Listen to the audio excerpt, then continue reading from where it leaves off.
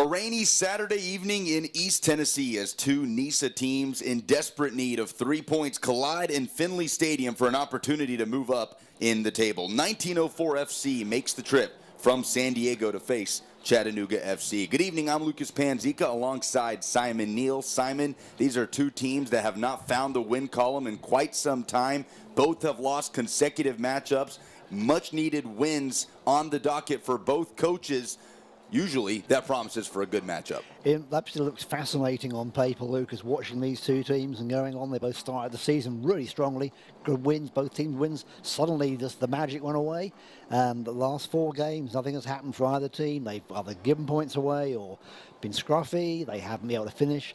They have let leads go away. They've lost points on the road or at home, and both teams are almost in identical positions. It's very interesting to see them both right at the bottom of the table, almost an unfamiliar position for Chattanooga FC, let's say that. And just, yeah, a lot on the line tonight. This will be what they call a 6-pointer, where it will definitely put one team a long way ahead of the other one. So it's important for the win for Chattanooga tonight. I want to see them get some goals. Both teams coming in the exact same record, 2 wins, 4 losses. How those records have developed, certainly quite different. For Chattanooga, it's been a lack of finishing, a lack of chances created in the final third. And for San Diego, 1904 FC, I should say, it's been lack of defending, especially early on in games. Well, that's right. That's what we're seeing. They Chattanooga letting in goals at the end of the game, losing concentration in the last 10 minutes or so of the game, and San Diego conceding early. So we'll see if Chattanooga play to that weakness and get the early goal and then try and sit on the lead and park the bus, as they say. When we return, league standings, starting 11s for both sides, and kickoff as Chattanooga FC hosts 1904 FC in Finley Stadium during the NISA fall season. When the world's fastest internet meets the ultimate TV experience, it's even better than you imagine. Introducing the new EPB-5 TV, cutting-edge entertainment that fits the way you live today. Watch your favorite movies and shows anytime, anywhere. No set-top box required. Pause, restart, or replay live TV up to 3 days later. And carry a world of entertainment in your pocket with unlimited DVR. Break free from traditional TV with the new EPB-5 TV. Behind every Food City meat and seafood counter is a highly trained, certified butcher that can offer seafood meal prep, suggest the perfect sides to pair, and even steam and peel your shrimp. All at no extra cost. In fact, you'll be so impressed with our butchers, you'll be asking yourself, what can't they do? I bet he'd be great at helping with the laundry. Okay, well, maybe not that. But at Food City, our butchers make almost everything better. Hello, I'm Chris Ray, Director of CFC Soccer Camps.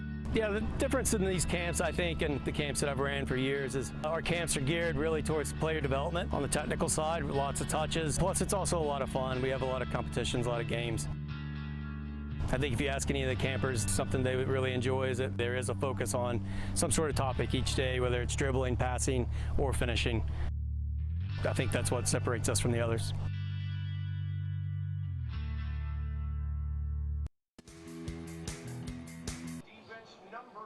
Welcome back to Finley Stadium, minutes away from kickoff as Chattanooga FC hosts 1904 FC in match day number 7 for both of these teams. Lucas Panzica, Simon Neal with you as we take a look at the league standings presented by Coca-Cola throughout this NISA fall campaign. And you can see it, Simon, even on points. Of course, the ultimate difference at the moment, goal differential. 1904 poorest defensively so far this season, a -6. Chattanooga dead even, 9 goals scored, 9 goals against, but even on points, and an opportunity for both to move up to 5th with 3 points tonight. It's certainly the goal for each team on the field. Absolutely right. It's very closely poised indeed. Looking at this table, it's like these two teams are neck and neck, and it's just fascinating to see who's going to get the edge tonight. And if the road trip for San Diego can give them energy to play, for having flown in to Atlanta and driven up here from Atlanta tonight. And it's always tough to play a road trip. They're playing a lot of the players that played the last team against Michigan Stars. They lost that game 2-4. And they've got 9 of those players here tonight. 4 are starting, 5 are on the bench. So should see a little different structure. Change of goalkeeper tonight too. We'll talk about that later on during the game. So yeah, lots happening, but the points-wise, teams look very close. There will be some subtle differences. We'll bring you those as the play develops. Let's hit the players to watch, starting with the visiting side. 1904 comes in, number 7, the forward, Ashkanov Apollon, 30-year-old from Massachusetts, a goal and an assist, and an impressive pedigree, Simon, with time spent with the Haitian national team throughout his career. Absolutely great, yes. He played that game against Belize last week, and yeah, in the qualifiers for, is it CONCACAF, I think they're qualifying for right now, and the World Cup, of course, too. Sorry, the World Cup. Get my brain in. And, yeah, it's, yeah, he certainly made a lot of difference in that game. He was very outstanding. So looking forward to seeing how he does tonight. Another week, another international player in Finley Stadium. How about that? And speaking of international players, Marcus Nagelstadt for Chattanooga FC, our player to watch. Obviously, a red-hot scoring run coming into the season. Picked up a knock in warm-ups before the opener against Stumptown. Came on, scored against Detroit 2 weeks ago. Assisted Sean Hofstadter last week in a match against Cal United. Need him when you talk about finishing those opportunities in the final third where this team has struggled a bit. You're absolutely right, Lucas. That's where we need to finish. We're making the opportunities. We're getting Cakesack's making the crosses in.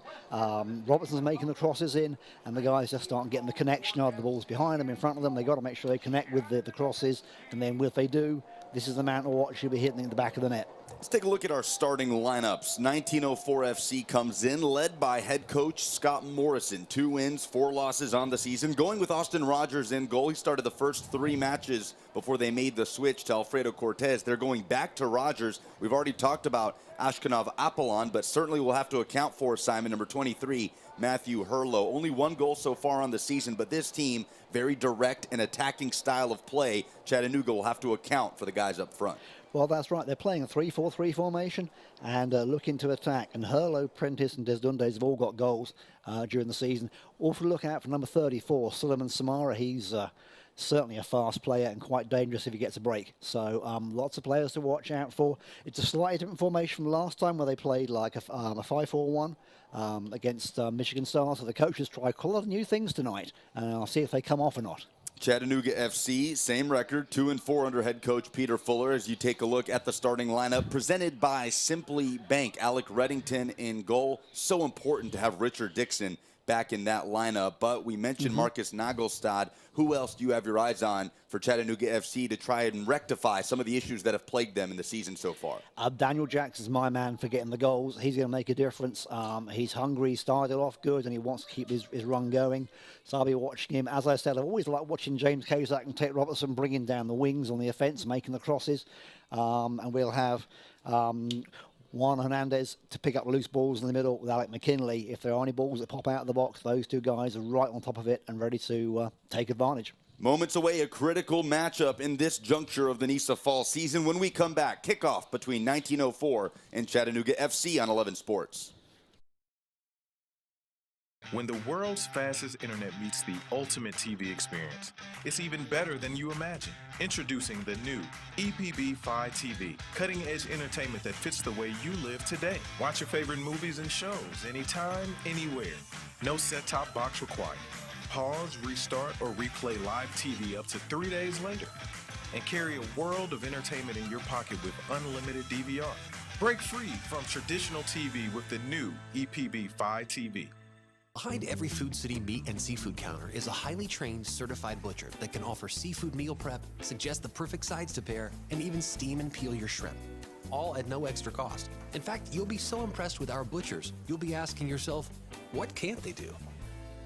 I bet he'd be great at helping with the laundry. Okay, well, maybe not that. But at Food City, our butchers make almost everything better. Hello, I'm Chris Ray, director of CFC soccer camps. Yeah, the difference in these camps, I think, and the camps that I've ran for years is our camps are geared really towards player development on the technical side, with lots of touches. Plus, it's also a lot of fun. We have a lot of competitions, a lot of games. I think if you ask any of the campers, something they would really enjoy is that there is a focus on some sort of topic each day, whether it's dribbling, passing, or finishing. I think that's what separates us from the others.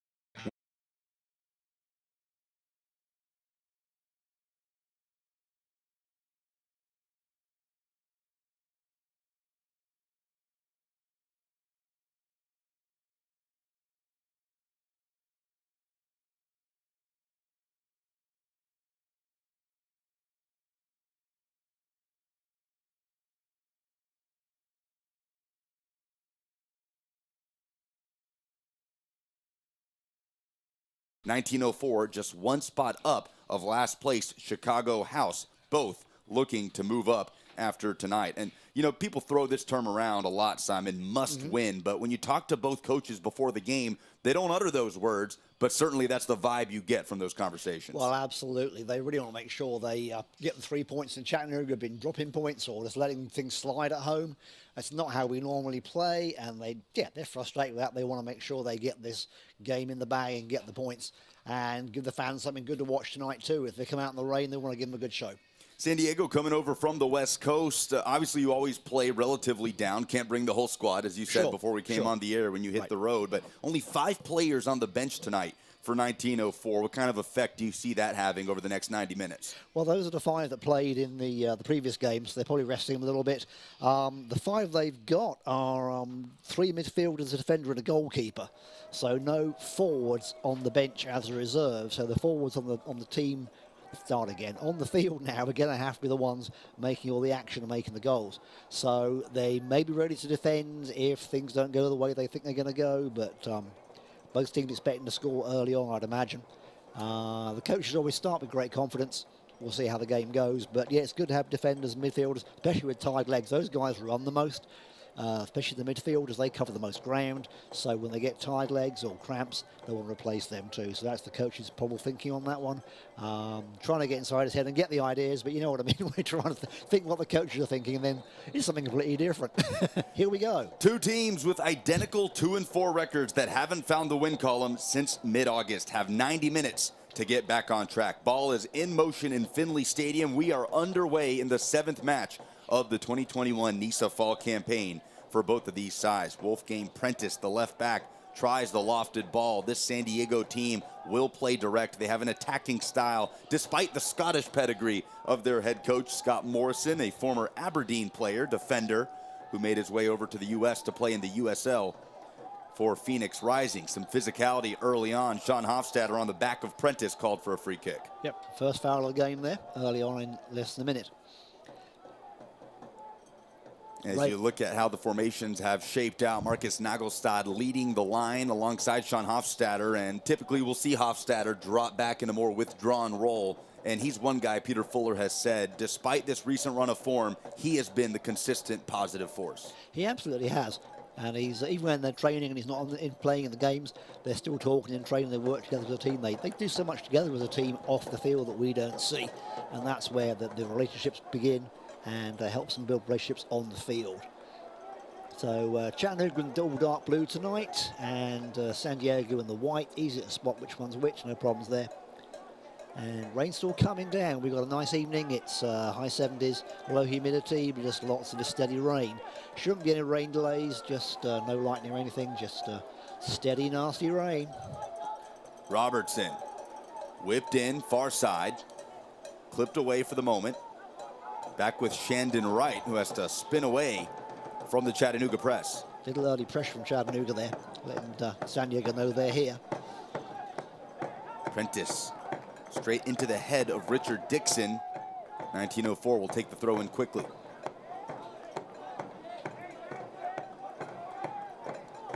Head coach Scott Morrison talked about conceding early. This is a 1904 team that really got off to a nice start on the season. Wins against Maryland and Michigan at home in the first 2 matches. Scored 5 goals in both of those games. Since then, they've only found the back of the net a total of 4 times in the last 4 losses. Yeah, and that goal difference could make a difference in when it comes to the end of the table at the end of the season in a couple of months' time. Don't forget, we've still got plenty of action. Lots of games, Chattanooga, and playing all the way through to the end of November. So the table is not finalised, but it's starting to get shaping, and we don't like the shape it's in right now. It is unfamiliar territory for Chattanooga FC, isn't it? It is, absolutely. As a long-time fan, it's very unusual to be in this position. And you get the odd blip and the odd game when things don't go your way, but a string of them like we've had, and it's not just home or away, it's a combination of both, where it just hasn't clicked. And yeah, unfamiliar territory.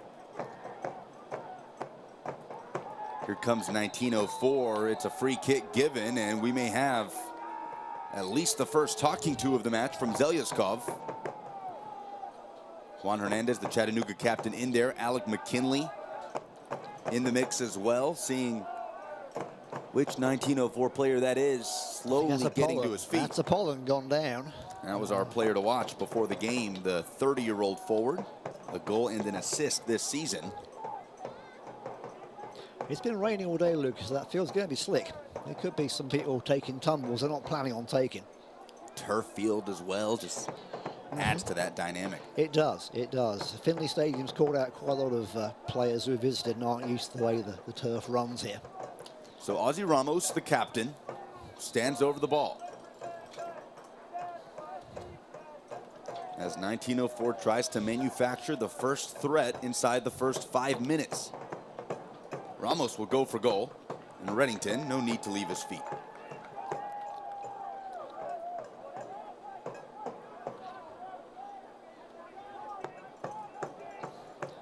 Both teams going to reset here, see if they get their shape. Chattanooga's 3 attackers up there against the 4 defenders from San Diego.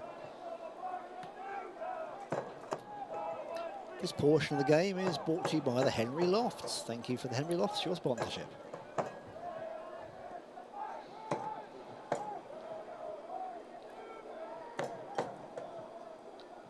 Hofstadter plays between Nagelstad and Kasak. Both teams coming off road losses. Chattanooga on the West Coast against LA Force 3-1. 1904, a 4-2 loss at the hands of Michigan Stars. Great defending there from Richard Dixon, steaming in to dispossess Apollon. 50-50 ball. Jackson able to track it down, but Prentice able to get in between. And that's just thumped away by Austin Rogers. CFC moving quickly. Hernandez misjudges it, and here comes 1904. Surging ahead is Dedoun.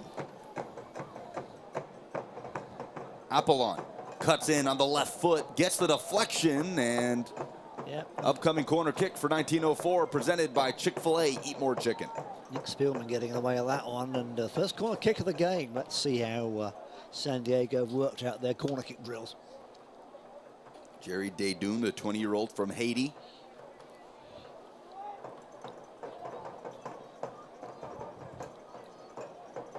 He'll provide the service.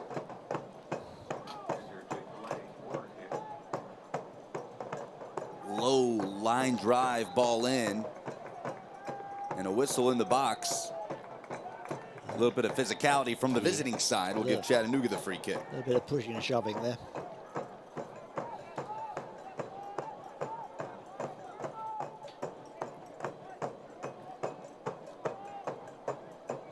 So Reddington with the goal kick. Been a tough few weeks for him. Saw a little bit of the bench as Chattanooga has given up 5 goals in the last 2 games. Looking to bounce back. Nelson tries the quick combo. Here comes CFC. First attack building, and it's out for a corner. Nagelstad with the threat. It was closed off by Wright. And a Chick-fil-A corner kick on the right side of the field from where we sit in the Finley Stadium press box.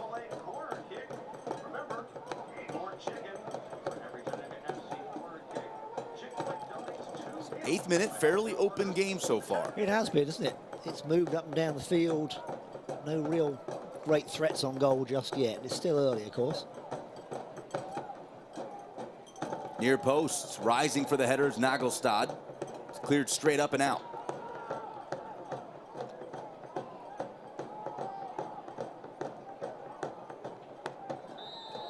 A foul there. Pushing on Hernandez. Gives Chattanooga a interesting free kick. Not really scoring distance from this far out, but something they've worked on. I'm sure we'll see if they will float it into the box for an attack.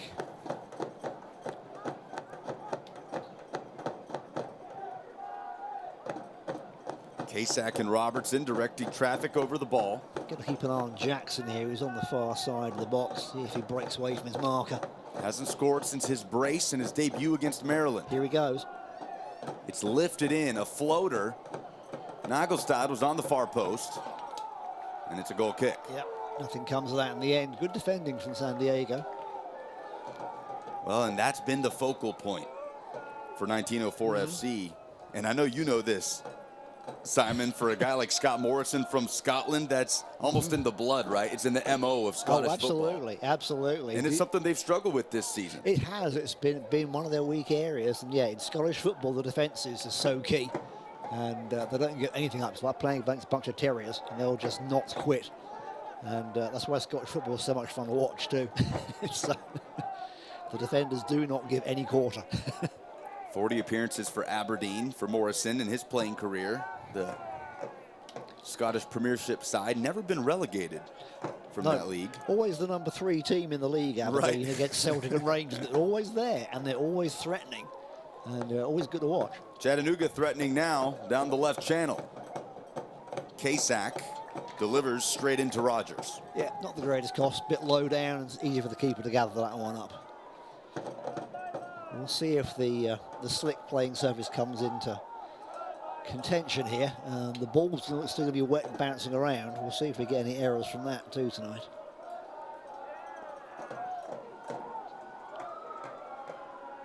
Matthew Hurlow tries to direct it into the path of Apollon. And back and forth we go. Robertson slams the brakes. Switched by Dixon towards Kasak. That's a great ball right across to his feet. Russell has the overlapping run. Kasak opts to keep it on his right foot, gets the deflection, and it falls to the feet of Hofstadter.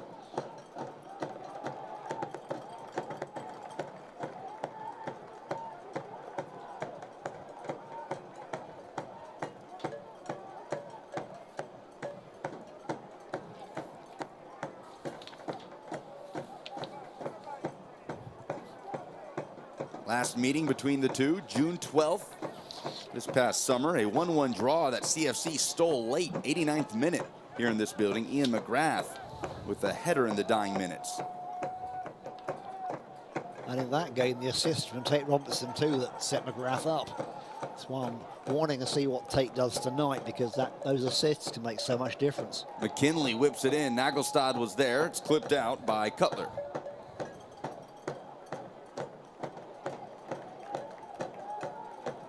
Back inside for Dedoun. The crafty dummy by Ramos.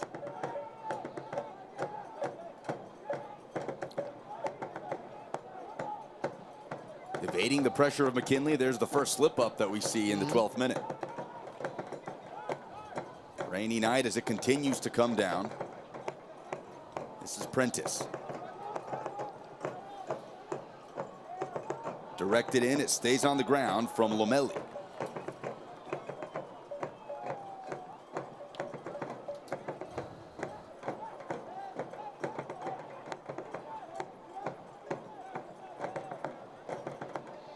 Strong.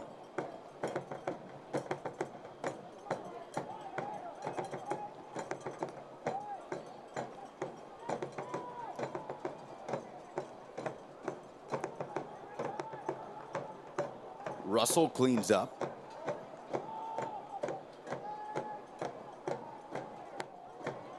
Ozzy Ramos. Say his name a lot this evening. A box-to-box player, has played the majority of his career as a 6, but this 1904 staff encouraging him to push forward. They believe he has the quality. And we'll see if he takes them up on that tonight in a hostile environment.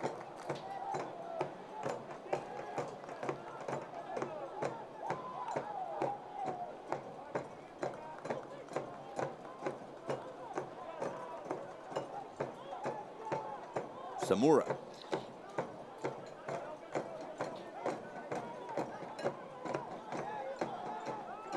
Ramos. Chested down, more slippage as Russell's able to pick it up with nothing but grass in front of him. And the ball is cut off by Cutler.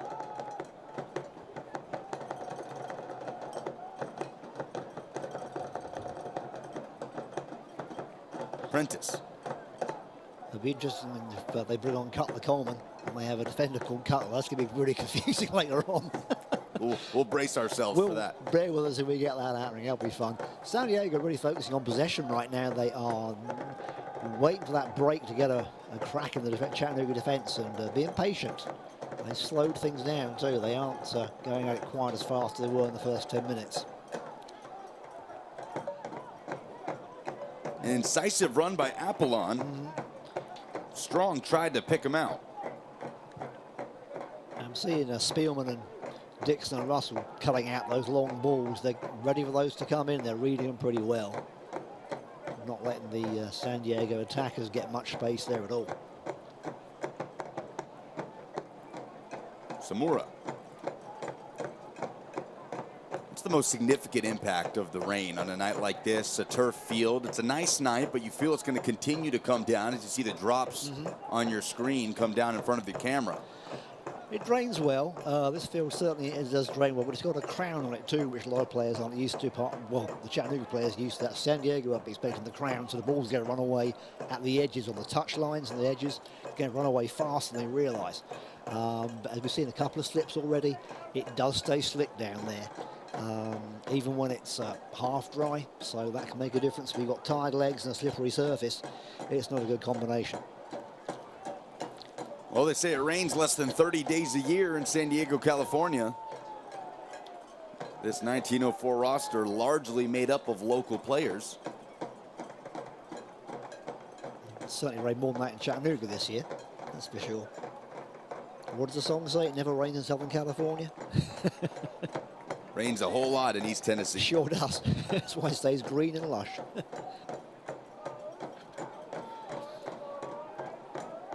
Chattanooga slowed things down a bit too. I think both sides realize they can't go at this at 100 miles an hour. Nagelstad accelerates. Oh, Rogers punches it away. And it's a poised moment by the 26-year-old goalkeeper from Oregon.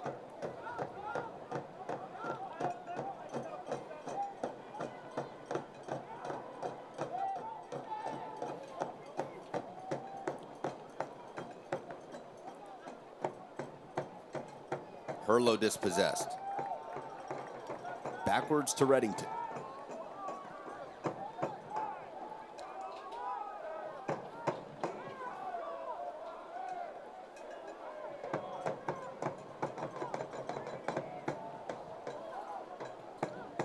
Chattanooga settles into some possession. For Peter Fuller, it's been about staying disciplined in that possession, especially the middle third of the field. It was such a focal point in our broadcast 2 weeks ago before the loss to Detroit City. Turnovers in the middle third, and it certainly continued to be as Chattanooga trying to end a 3-game losing skid. Yeah, that was a game definitely played in the middle third of the field. This one's a little more open, and both teams are banging on the door at each end.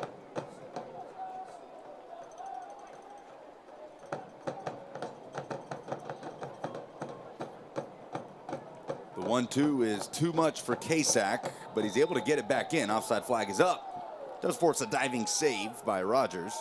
Won't matter. Nice bit of play there, but in the end, yeah, the flag's up, so it doesn't matter.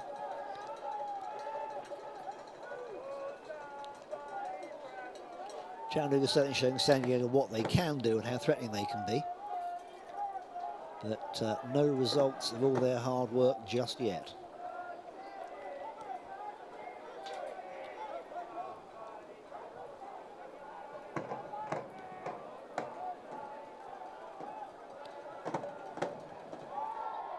Nagelstad goes to the turf. Free kick is won by CFC.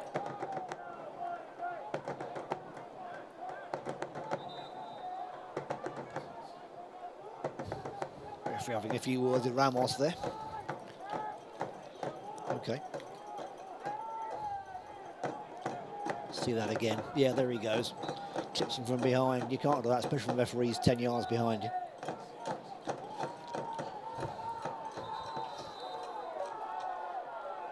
Ramos still causing a bit of confusion here. Trying to get too close, and the referee having to mark the 10 yards with the magic spray, which the rain's probably just washed away. Right, magic spray. Be even more magical on a night like this. Absolutely. Ramos is a bit of gamesmanship there from Ramos. Trying to unsettle Chattanooga. Hernandez. Good long ball, but the keeper is up to it. Nice save there from Austin. Well, Rogers started the first 3 games of the season in goal for 1904. 2 of them wins against Maryland and Michigan Stars to start the season. They made the switch to Alfredo Cortez after their first loss of the year at the hands of Detroit City. And after 3 starts by the 22-year-old, they've gone back to Austin Rogers. This is his first game back. Ramos gets head on that one, but not dangerous at all. Glances it behind for a Chattanooga goal kick. This portion of the broadcast on 11 Sports is brought to you by Free Bets.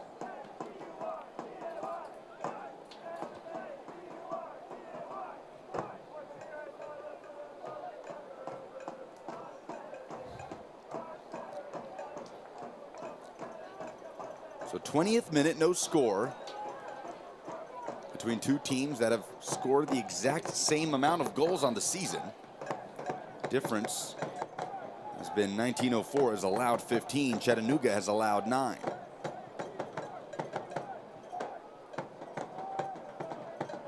I think if it ends 0-0, Lucas, both sides will be pretty disappointed because there should be 3 points for the taking here. No question, both coaches with 3 points on their mind tonight, and quite honestly, both teams looking to this match as a turning point in the fall season with several matches still to go. It's a huge opportunity for both sides here.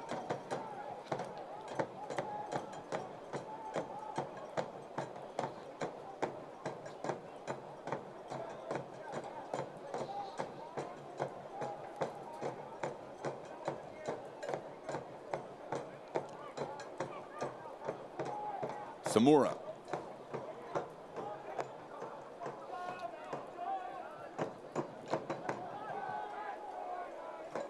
Falls to Daydoun. Wiggles out of a tackle. Deflection. Reddington has to punch it away.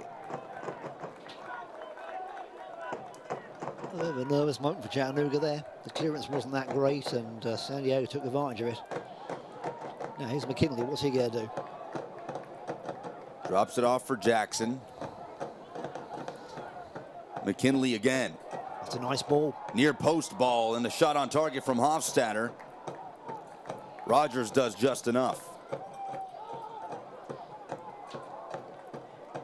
Back into play and poked straight into the chest of Austin Rogers. Offside flag stayed down. Marcus Nagelstad got his right foot on it. What a chance that was. Where it was poke it one side of the keeper and went straight into his arms, but what a chance out of nothing from Chattanooga. Great play. Marcus Nagelstad obviously still very goal hungry. It was so encouraging for Peter Fuller to see him get that goal against Detroit City after coming in as a sub. Was his first action of the fall season. Assisted a goal on the team's most recent trip to California. But they'll look to him to find the back of the net on a night like this.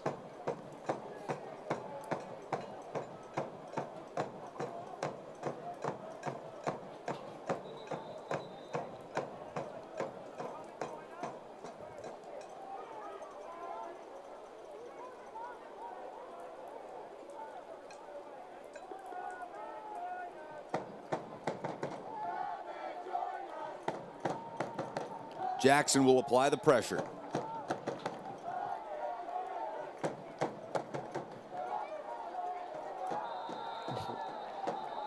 Oh, referee calls that one. That was painful. Dallin Cutler going in behind, and more words from Alexander Zelyazkov. It did look a bit hard.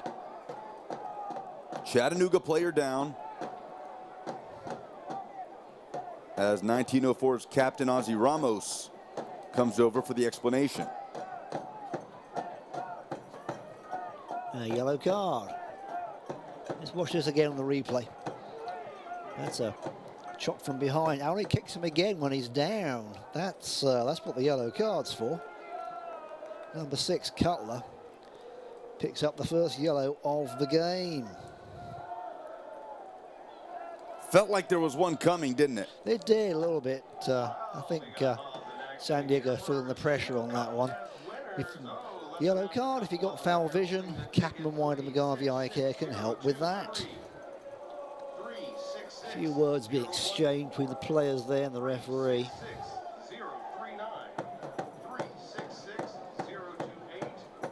So it's Dallin Cutler on the receiving end of it, the 27-year-old, another local player from San Diego. Part of this four-man back line. Keep an eye on him during the next couple of plays, see if he does anything else crazy. So yeah, it was wasn't just the foul, it was kicking the player while it was down was the yellow card. The player was Nagelstad, who's able to walk it off. They've probably been told to watch out for Marcus, I'm sure.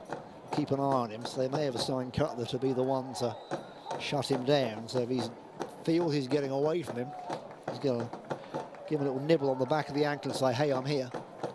Robertson to send it in. Another line drive, swept away. Dedoon turns away from Hernandez, wins the free kick, right back for 1904 FC. So right now, both teams sort of cancel each other around a little bit, Lucas. It's like an attack, another attack, a foul, a foul. There's, you know, a bit of balance going on here with this game. Robertson has to chase it down. Herlo on the ball. We haven't said his name much, and he dribbles it over the goal line.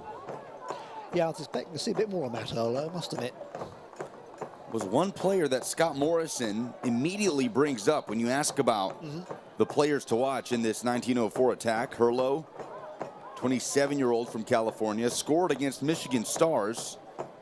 Although one thing, when you look at this 1904 roster, 9 goals scored on the season, Simon. Not one player has more than 1 goal on the year. It's been very much a by-committee approach. So it's been a team game, which is what we expect, but no outstanding star. Most teams by now, this point of the season, have the outstanding scorer who's got 3 or 4. That's a nice ball. Robertson has space. He takes it along the 18. Cuts in centrally.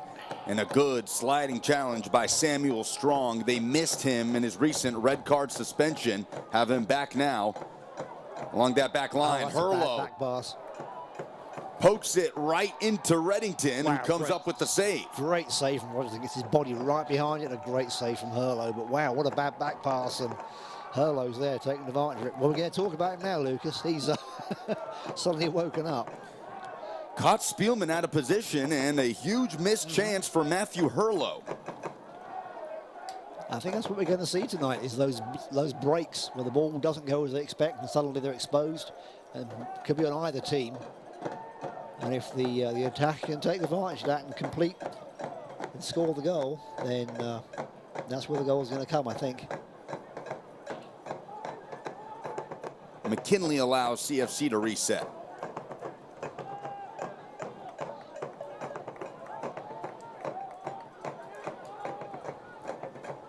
Richard Dixon.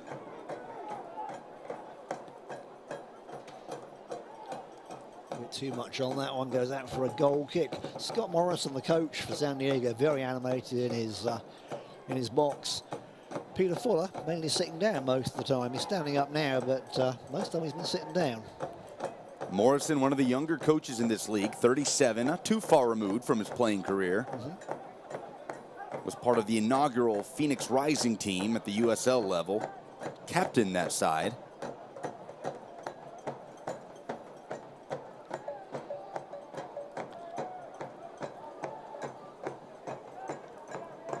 Lifted in for Apollon. He controls it well. Leaves for Lomelli. Quick passing from 1904, and Herlo had a chance to put it on target and scuffs it. Again, some nice defending from Chattanooga, keeping the ball away from the direct shot, but Herlo had a good chance there to take a shot direct to Reddington and just, slipped away from it. Second time Matthew Herlo's had the opportunity face-to-face with Alec Reddington, and second time Reddington has come up the winner. That time Herlo made it easy on him. So San Diego starting to turn the screw a little bit on this one. They are starting to get some shots together and some attacks. Chattanooga still really haven't had a solid attack on goal yet.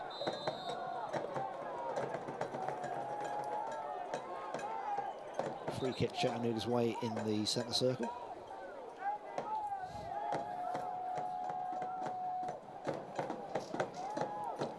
Blasted across by Russell. Controlled by Robertson, who combines with Dixon. Tate Robertson. Gets free, whipped in, punched out.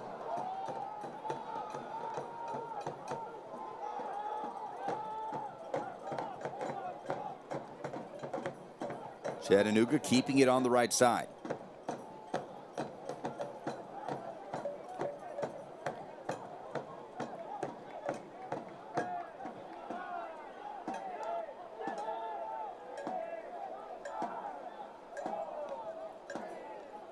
Diagonal to Kasak.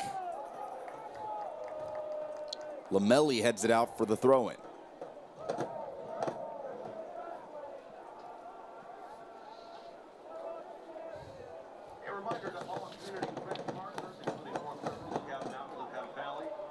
Nearly half an hour gone in the first half. Zeros still on the board. Sean Hofstadter bracing himself for the long throw. Nobody there but Dallin Cutler.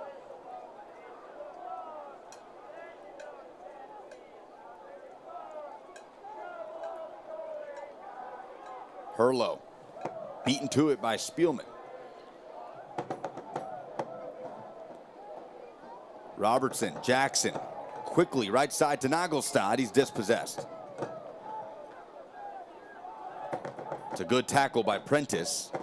And now 1904 on the move with Jerry Dedune. Samura.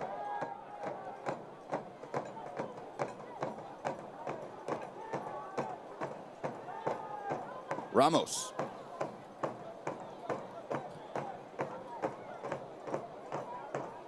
Dedune makes the run. Ramos didn't have the angle.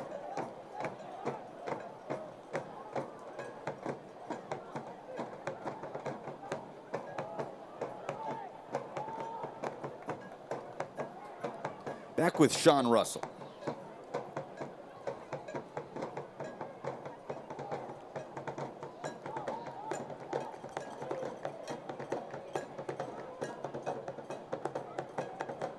Switch there, not quite what Russell wanted. And this is Wolfgang Prentice.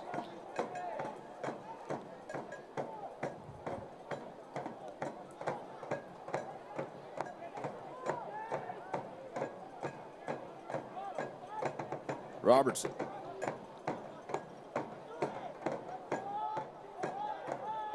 Has time on the ball.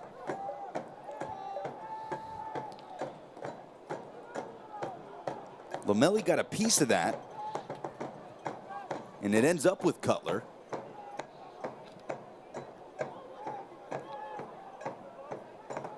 And 1904 now stringing together some time in Chattanooga's half.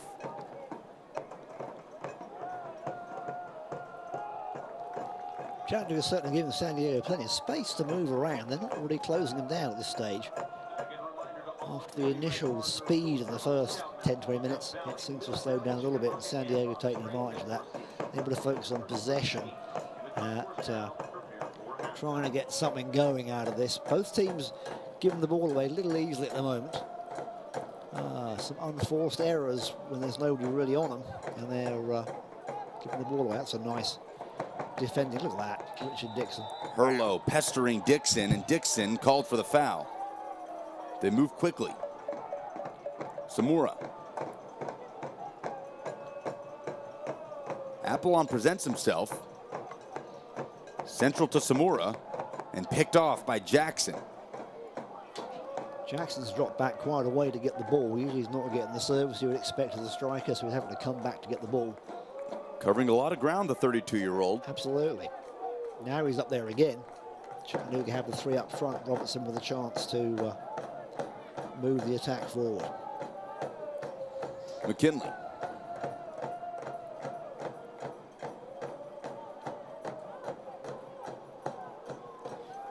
Sprayed to Kasak, has plenty of space for the service, and it results in a Chattanooga corner kick presented by Chick-fil-A. Good chance Chattanooga to make something out of this. Trying something a little different from the corner they haven't done before.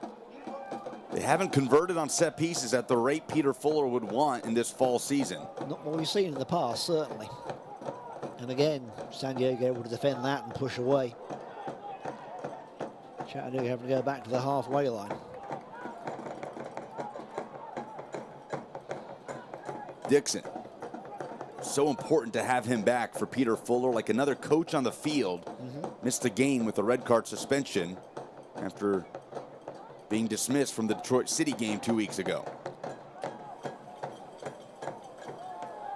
Herlo on the ball. Lomeli.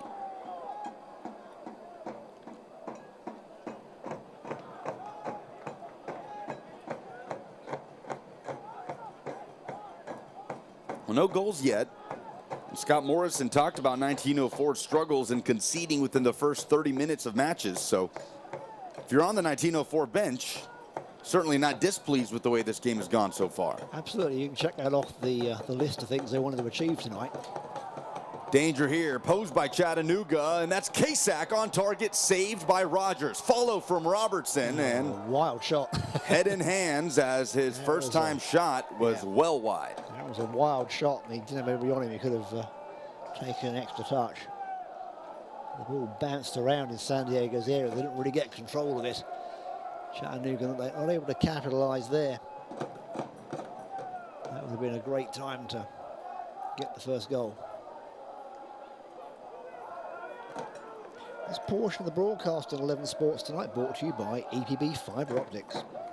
Prentice has the space on the left flank. That's a nice ball. It's in for Apollon, saved by the head of Reddington.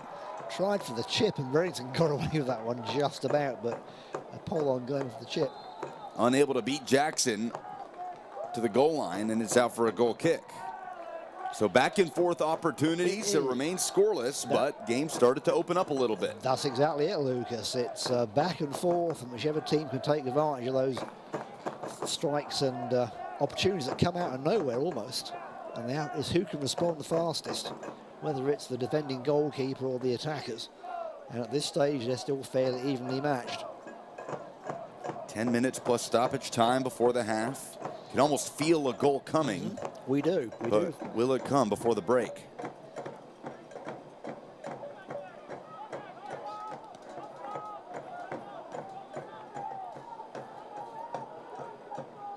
Hofstadter pressing against Strong.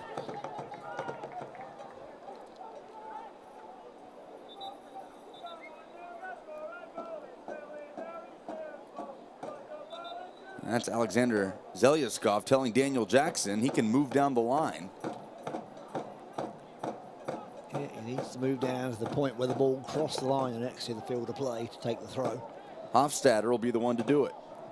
So we'll get one of those long throws. He'll wind up here and put it right in the middle of the box.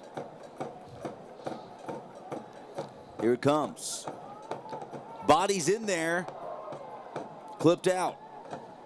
Follow from McKinley, rolls cleanly over the goal line. Yeah, not a great shot there. He scuffed it, it bounced off the turf instead of hitting it purely. Correction, it was Kasak on the follow-up.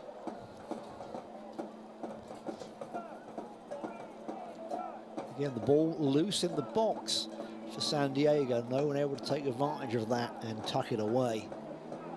One of the Chattanooga strikers can get a boot on it and control that a little better. We'll have a goal, but at this stage, not yet.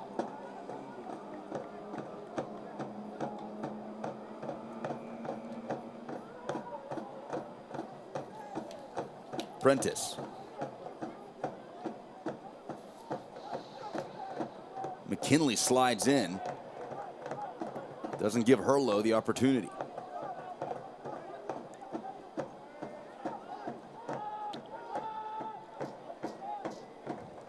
Russell. The Virginian, formerly of Forward Madison.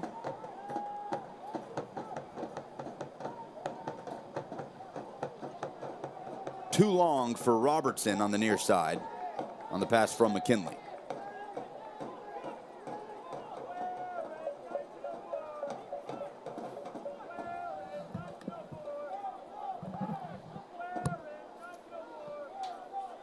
Two other matchups happening around NISA tonight, at least at the moment.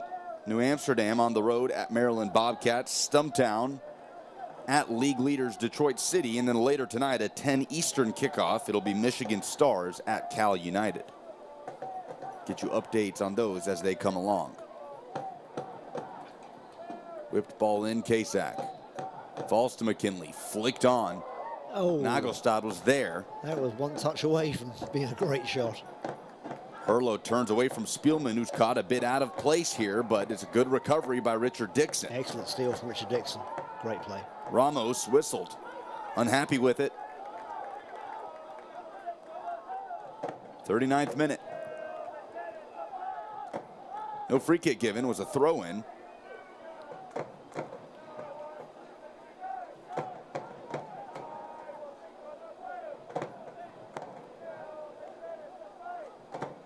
Now it's Chattanooga having the bulk of the ball.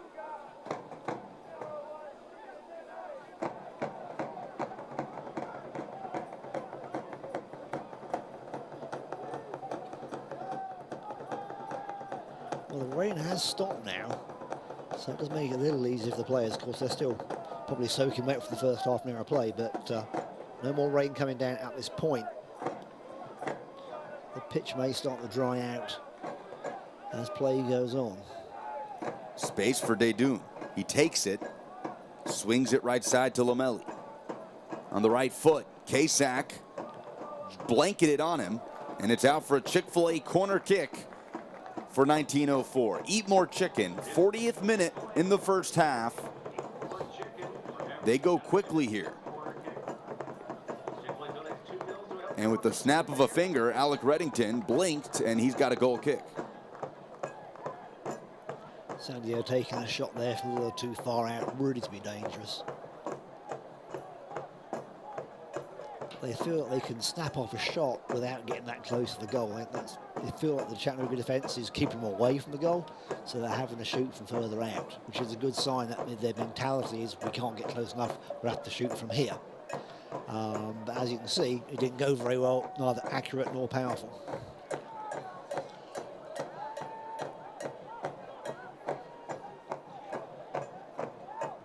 Herlo watches that roll over the touchline. 1904 without a couple of players that would impact the attack that did not make the trip. Lorenzo Laviolette, the 23-year-old who scored against Maryland, not here. He's looked dangerous for this team at times, as well as Ernesto Espinoza, a guy that this staff really believes can come along in the final third. Chattanooga, meanwhile, does have Cameron Woodfin after a spell missed with injury. He returned off the bench against LA Force and might expect to see him again in the second half tonight, depending on what the game dictates. I think you're right, though, Lucas. We're talking about before the broadcast, and we're expecting to see Cam get some playing time, probably in the second half. Offside flag up. Just so you know, Chattanooga's bench tonight is Cutler Coleman, Cam Woodfin, Brian Beament, Damon Rodriguez, Topher Marshall, Ryan Marcano, and we'll backup goalkeeper, Mr. Nelson, the goalkeeper. We're looking to see him play very soon, we hope. No Brett Jones either for Chattanooga. No, indeed, but a good, strong bench, nevertheless. Plenty of attacking opportunities there. I think Peter Fuller's keeping his powder dry right now until he needs the firepower in the second half.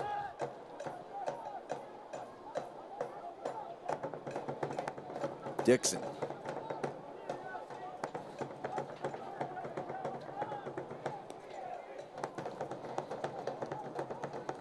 Kasak controls, dispossessed. Herlo could be a 2-on-1 here for 1904. Spielman closing in. Matthew Herlo leaves it. Reddington closes it down, and Chattanooga escapes.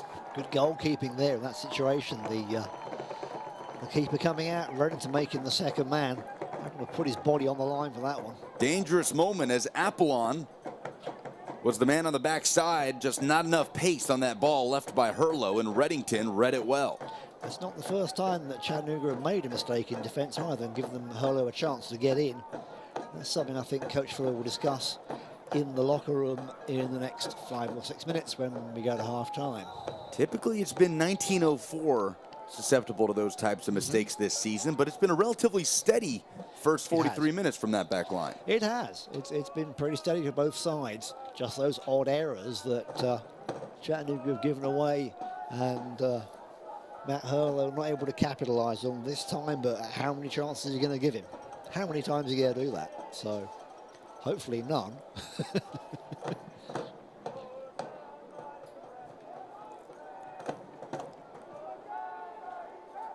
44th minute. Hofstadter closing in, wins the ball back and sails it. Corner kick coming. They'll say it deflected off a 1904 defender. Believe it was Shandon Wright in there. And it's another Chick-fil-A corner kick for Chattanooga as we near halftime. Let's see if Chattanooga can make something happen just before they go into the half. This would be a perfect time to get a goal. Everybody coming up. Apart from Dixon and Russell, everybody else is up. No rush here from Tate Robertson. No, clearly not.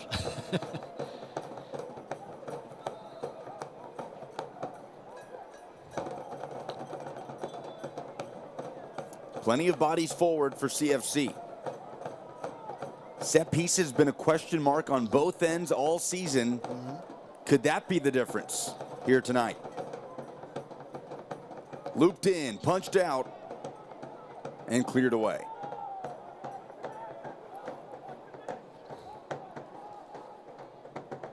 Dixon, on the opposite side of his starting position, prevents the counter, but there is a 1904 player down and in pain on the far side.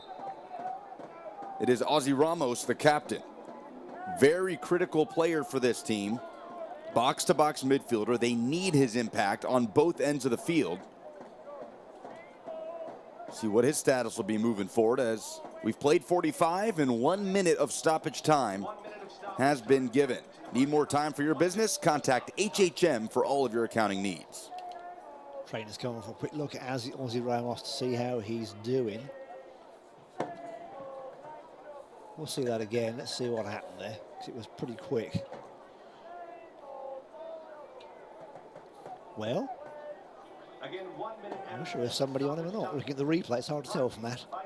Like he is really down, but he's up and about now and he's okay. They're just being checked by the Chattanooga medical staff. Make sure he's okay to come back on.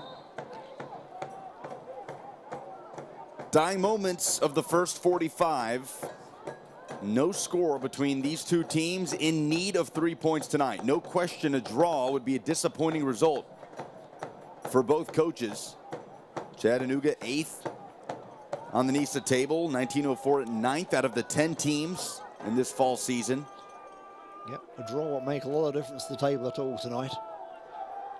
The opportunity for 3 points to move one of these teams up to 5th in the live standings.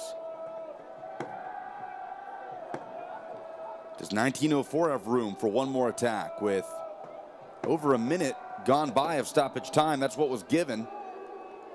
Did have Ramos shaken up, and there's the whistle from Alexander Zelyaskov. That's it for the first half. Fairly evenly matched there, Lucas. Not really either team able to get that break they needed, and some loose play, some attacks that kind of didn't go anywhere. So let's see what happens in the second half. So yeah, evenly matched. 0-0 is a fair result. We'll be back after the break to tell you a bit more about the what's going on here at Finley Stadium tonight. Don't go away.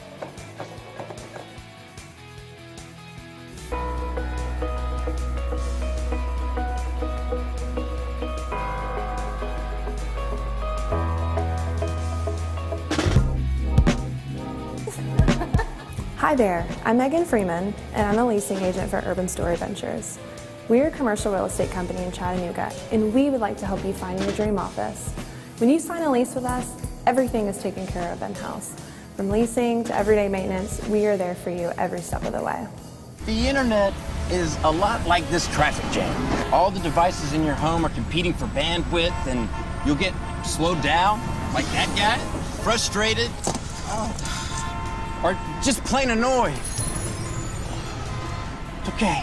But with the gig from EPB, it's like having an open road just for you. You can run as many devices as you want without anything slowing you down. Get internet ready for the device age. Get the gig.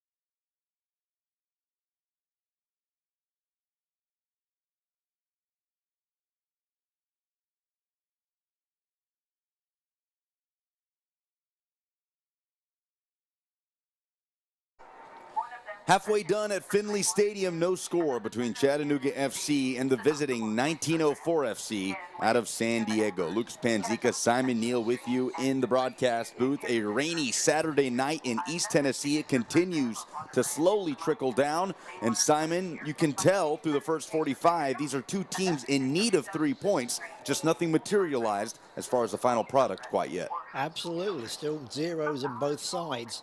Almost like both teams are trying to attack, a little bit afraid to attack too much, and it opens them up to another attack, a counter-attack. So fairly evenly matched. We've seen it flow backwards and forwards, end to end, slowly with an attack, another attack, a foul, another foul.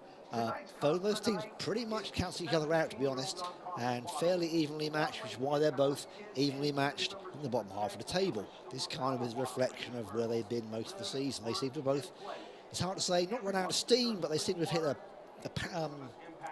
what's the word? Just a level. They have just stopped somewhere, and they haven't really got either up or down. They're just leveled off. Plateaued a little bit. Plateau, thank you, that's the word. It is, and it is a point of emphasis for Peter Fuller in the last 3 matches, 3 losses for Chattanooga in a row. For 1904, it's 4 losses in a row after 2 wins to open up the season. Both teams trying to bounce back. If you have to pinpoint an ultimate difference in that first half, I know you said they've kind of canceled each other out, and I would completely agree, but is there one thing that you feel could matriculate into the second half as far as what we've already seen? What would certainly make a difference is pass completion. They seem to be putting the passes in, and they're being intercepted all the time. So either more accurate passing or shorter passing rather than the big, long cross-the-field kicks we're seeing. Just execution a little bit sharper.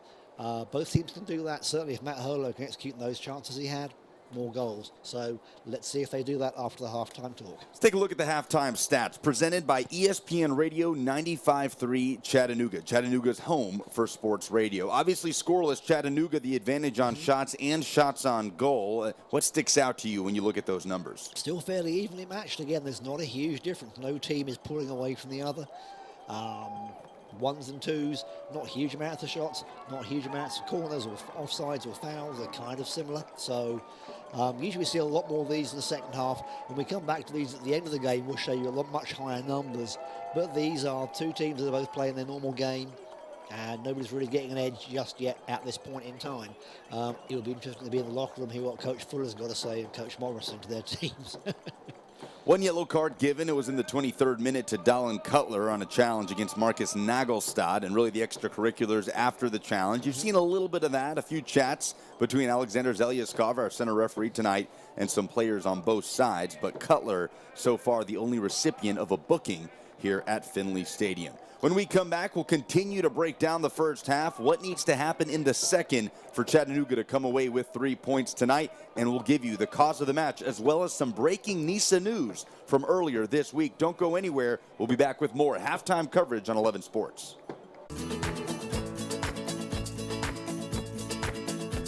The story has been told from day one, right? Their goal all along, the founders, the board members of this club, was to build something that was truly about Chattanooga, truly about this community, and was never going to be moved. The reason why I joined the club, I joined CFC, was because of this, just the community, you know, the community and the fans and the owners, just the people that are involved. It shows what this club is about. It shows the family-oriented club that this is, where the players, the staff, and the hooligans, they're all connected.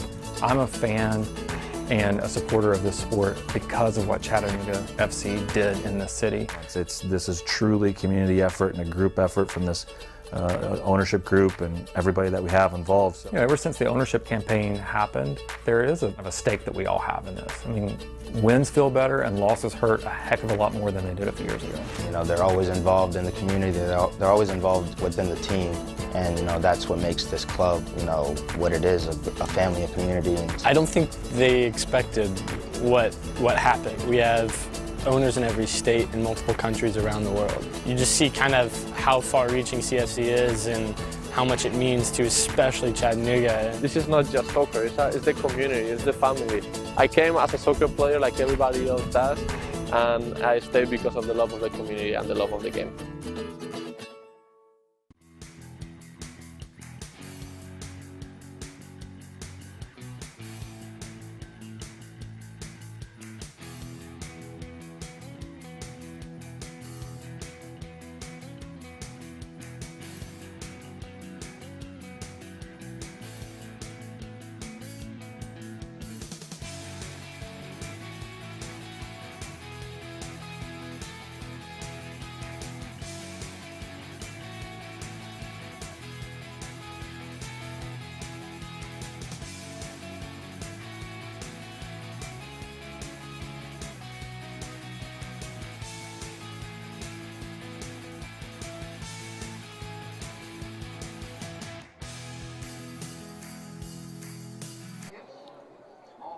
Halftime at Finley Stadium, no score between Chattanooga FC and 1904 FC in this NISA fall matchup. Lucas Panzica, Simon Neal with you. And Simon, we do our cause of the match every single night.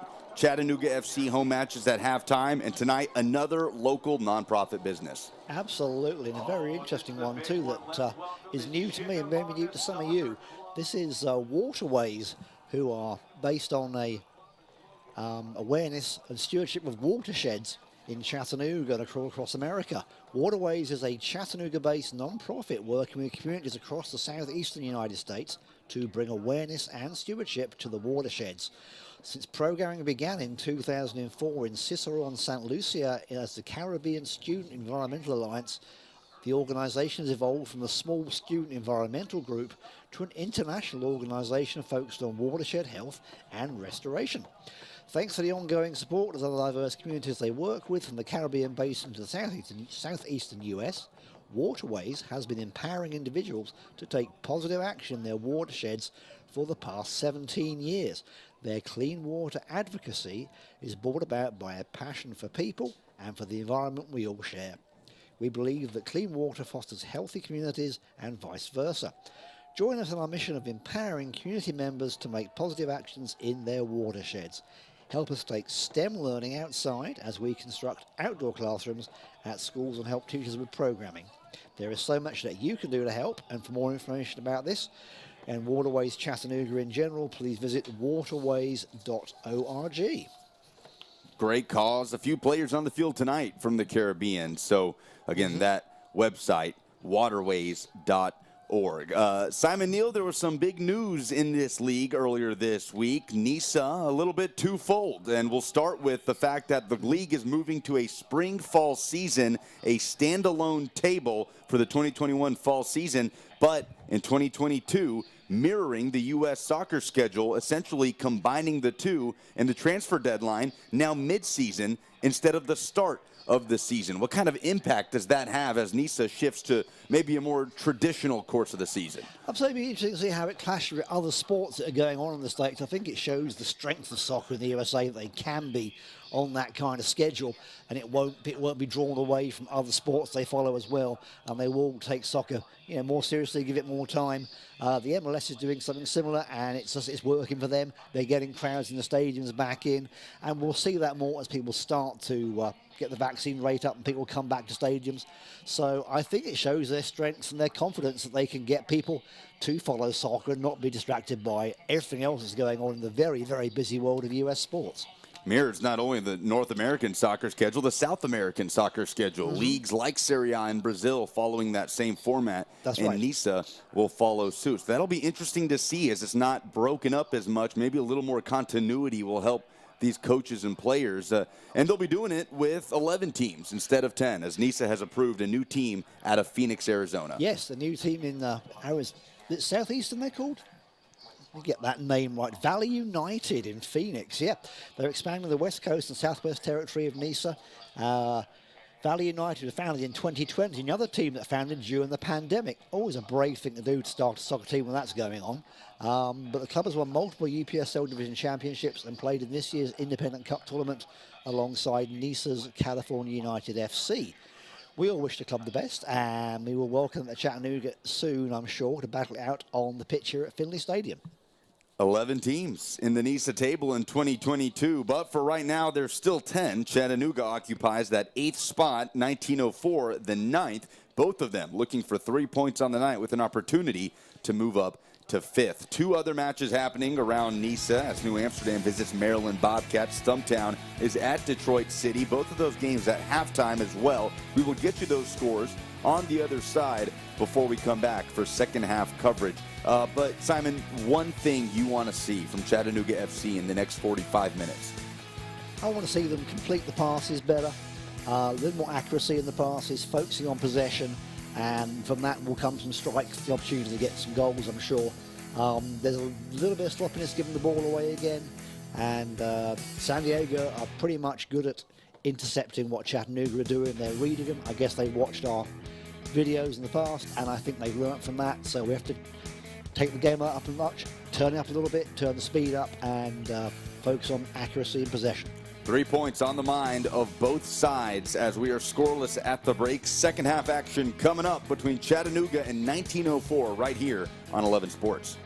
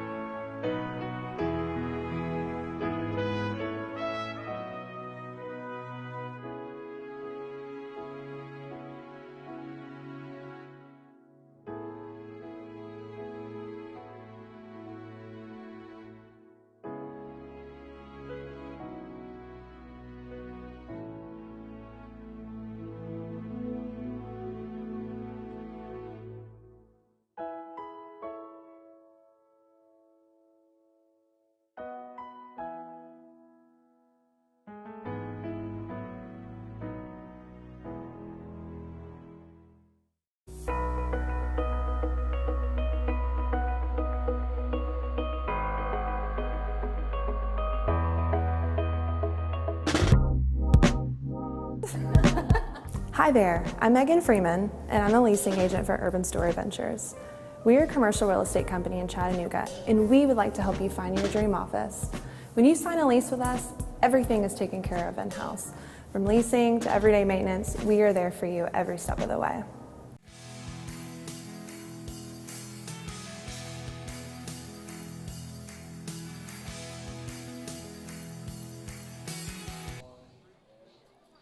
Welcome back. Second 45 on its way in moments from Finley Stadium. A rainy night in Scenic City as Chattanooga FC hosts 1904 FC. Match day number 7 for both teams in the NISA fall season. Lucas Panzica, Simon Neal with you on 11 Sports.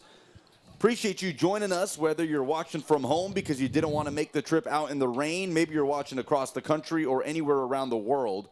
We thank you for being a part of our broadcast tonight. Simon, 2 other games happening New Amsterdam on the road at Maryland. They're winning 1-0 at the break. Stumptown and Detroit City scoreless at the break. An interesting scoreline there. Detroit City, the league leaders. But here, also scoreless between two teams that need 3 points when we hit 90 minutes. Absolutely. We're looking forward to seeing some action this afternoon, this evening rather, and hopefully we'll see some goals in the second half as Chattanooga gets underway.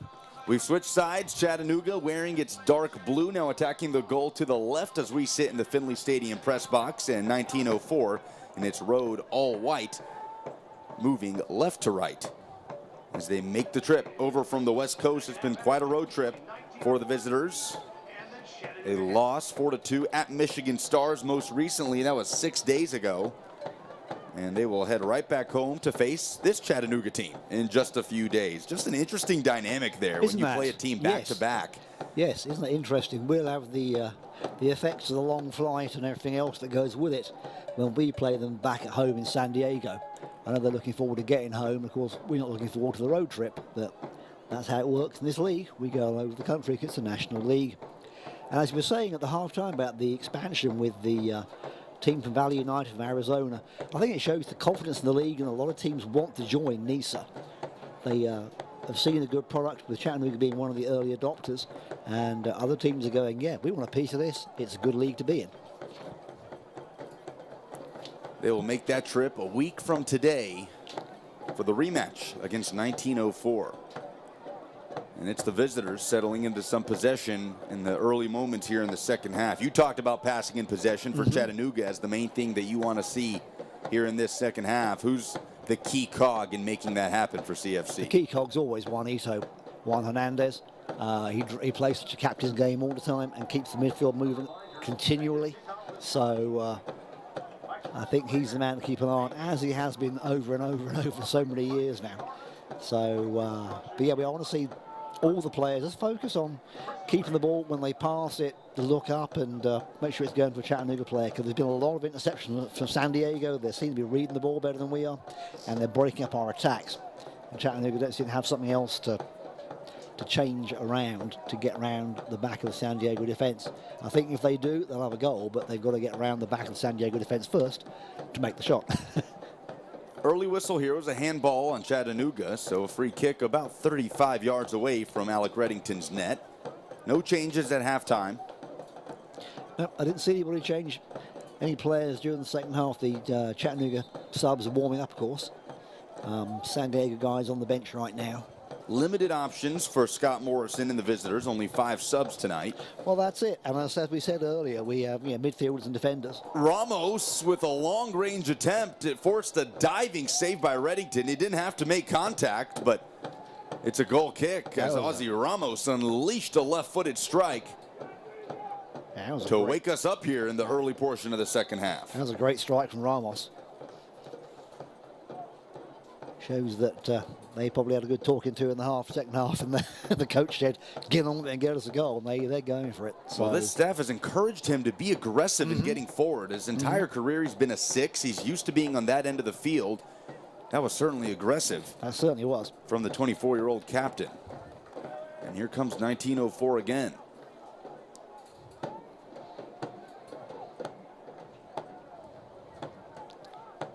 Rain has subsided slightly.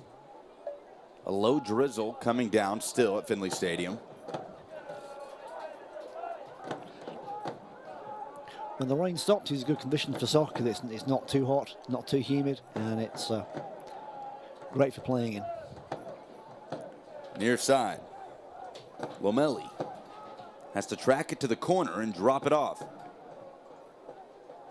This is Cutler nursing a yellow card. Yeah, over everybody's heads, and Reddington gathers that up. And Chattanooga will get back into play in a moment when they've reset. This portion of the broadcast brought to you by HHM. Need more time for your business? Contact HHM.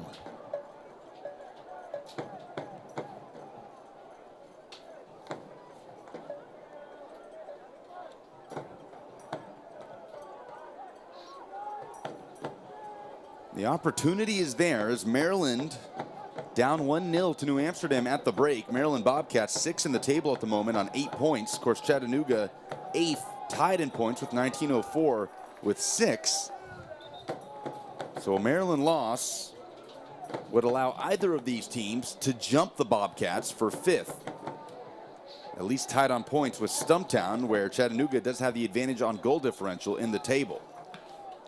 Hey fans, don't forget to present your e-ticket at checkout for Zelyaskov, our center referee tonight, barking out orders. at Bantam and Biddy on Saturdays and Sundays of CFC home and away match weekend.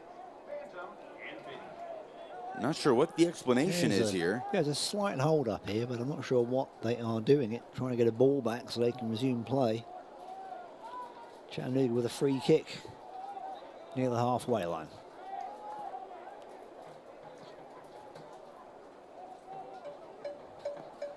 Spielman and Nagelstad creeping into the box. Hofstadter's flick on to Jackson's off the mark.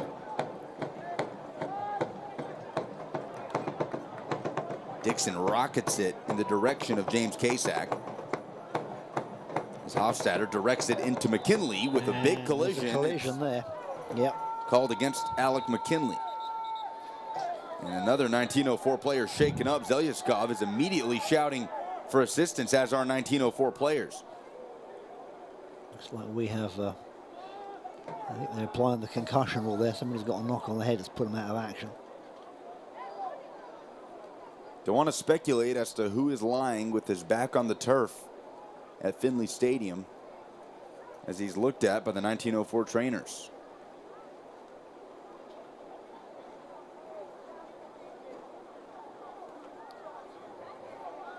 Let's see that again, see what happened. I think it was just two players just, going for the ball. Like Ramos. It was Ozzy Ramos, the captain for 1904. It was Ramos, just both players going for the ball and not looking at each other.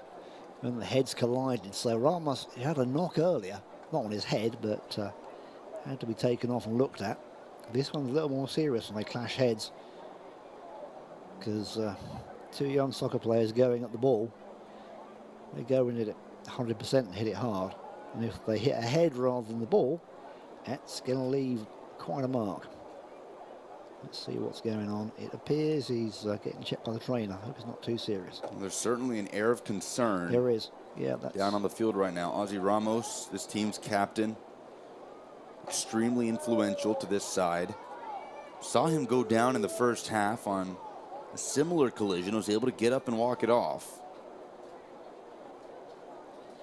And now more attention will be directed towards the midfielder from California.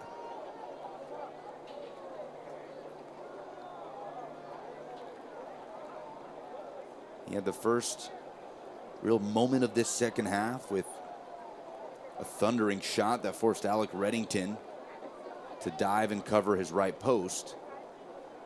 Really has covered a lot of ground here in the first 52 minutes. Wishing all the best here to Ramos as he's getting looked at. Well, he is moving. He's not knocked out, and he's able to move around, but I think the coaching staff want him to sit tight while they check everything over. So a slight delay there while this goes on. So what's the biggest difficulty in a moment like this when there's certainly concern around an influential player like Ramos, the team captain, as a yellow card has been given to McKinley? Right. First one of the game given to Chattanooga. Chattanooga. Okay, so yellow cards one apiece. But if you're Peter Fuller for Chattanooga or Scott Morrison for 1904, how do you kind of reel everybody in and try to light the fire under them once more once you do restart? Right, you just have to really tell them to focus on the game plan you've got, not to change it, not to panic and do something different. Also keep an eye on how it affects San Diego if they change their plans or change their structure. If they have to replace Ramos, I'm not sure they're going to. They may have to change their shape a little bit. He's able to sit up now. He is, that's good, but I don't know if they'll take him off as a precaution or they'll let him carry on. That's the call for the medical staff to make rather than anybody else. Of course, the player will say, I'm fine, I can continue, they always do, but it doesn't mean they are. So he's up and about and he's walking. That's great. He gets a round of applause from the crowd in the stadium. Smatters of applause for Ozzy Ramos. Looks like he's, giving up the captain's armband. And he will leave here in the 55th minute. He will indeed. And a forced substitution going on. I think the captain's armband going to number 7. Ashkanova Poland getting the captain's armband. Let's see who San Diego replace him with.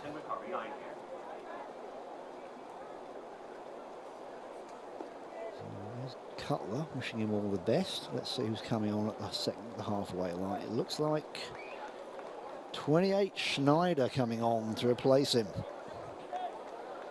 So Christian Schneider, a 25-year-old from Connecticut, one of the rare non-West Coasters on this roster. So a midfielder for a midfielder. Let's see if he has the same impact that Ramos has had in the first half. It's the first change of the game by either side, and it's forced by injury as Ozzy Ramos leaves after the collision that resulted in a yellow card for Chattanooga's Alec McKinley. Still waiting on Schneider to make his way to midfield. Played his college soccer at Springfield College in Massachusetts, the all-time leader in assists there. Has yet to make a statistical impact on the 2021 fall season, but there's no question there's big shoes to fill here for the remainder of this game, replacing Ramos. There'll be a free kick to San Diego at the place where the foul occurred. McKinley standing off as well. He is, isn't he? It's a bit odd. Not sure why he's not back on the field. Don't know if maybe he was also looked at and had to come off for a quick look by the trainers, but that is why he's off, as we get word that he was looked at for concussion protocol as well, and McKinley comes right back in. And he's fine. Let's say it was more of a collision than an intentional foul, but the referee didn't see it that way, and McKinley picks up a rare yellow for him. Ball gets rolling again in this second half. That was about a 3 or 4 minute pause there. Be interesting what kind of impact that has after the 90 minutes are up, and whatever the scoreline is in that moment between two teams that at this point, Simon, just need to accelerate here. I think so. I think both teams did a little something different in the second half from what they did in the first half to get a result, because they're kind of doing the same thing, and they've, after this much time of play, nearly an hour's play has elapsed, and they've certainly figured each other out. So it's time to try something different, change up with speed or pace or a different tactic, change the number of attackers, change the midfield, and find that little break that will lead to a goal. The rain's picked up a little more here after hitting a bit of a lull around halftime. 58th minute, no score. This is Apollon. His first touches after inheriting the captain's band from Ramos.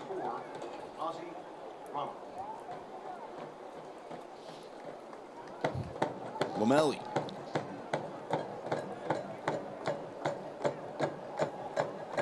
Shandon Wright. Cutler.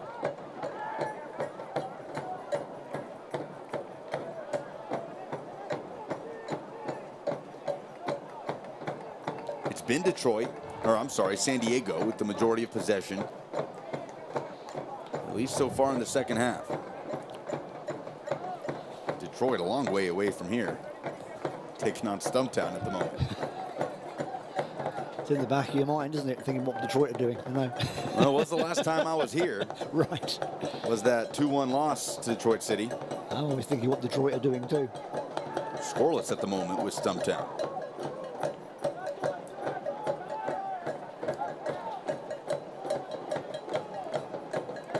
So San Diego's chance to dominate this half. They've got all their players in Chattanooga's half, and their turn to turn on the pressure a bit. Hofstadter tangled up a little bit with Samura in midfield. He's able to win it back for Chattanooga.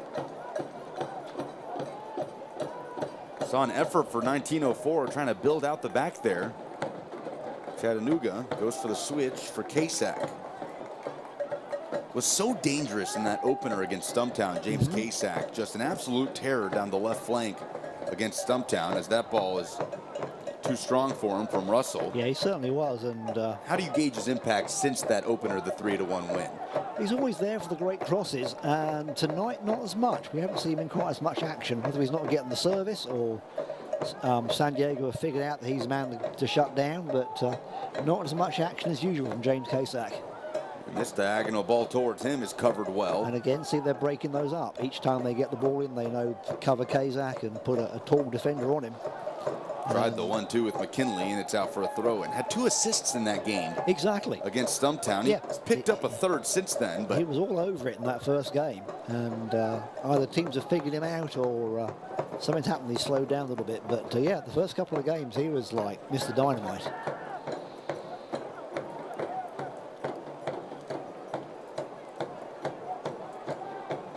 Having said that, if I was Coach Footer, I'd still pick him every game to start because he's just such a change maker in the game. Well, and he's done that. Absolutely. Left-footed wing back. Played as a forward and a left back in his time at Virginia Tech. Here he goes again. In the corner, Casack. So he gets the service. Has to do it first time. It's great service, teeing up a shot for Nagelstad. Now that's more like it. And it's just wide for Chattanooga's first real threat of the second half. That's what we need to see from Chattanooga. More of that. Better service. And Nagelstad getting on the end of the cross. And just as we say that, James Casack with a pinpoint ball. Well, he must have heard us. That's fine. Let's see that again. There's that cross. Nagelstad can't get the connection. The ball was actually bouncing off the turf. He doesn't get a clean shot away, but as soon as he does, it's going to be a lot of problems with the goalkeeper. It's like a free kick to San Diego. Jackson not happy about it. Chattanooga trying to harness that energy from the first shot on target since coming out of the locker room. It's not the rain's back as well, Lucas, so things will get a bit slippery again. Even on fouls, 6 apiece as Jackson pickpockets. Jackson driving through the defense there. 3 or 4 players, one after the other. That's much better. So here comes Chattanooga. Numbers forward.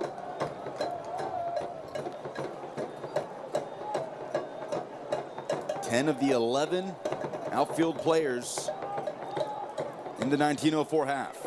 Russell.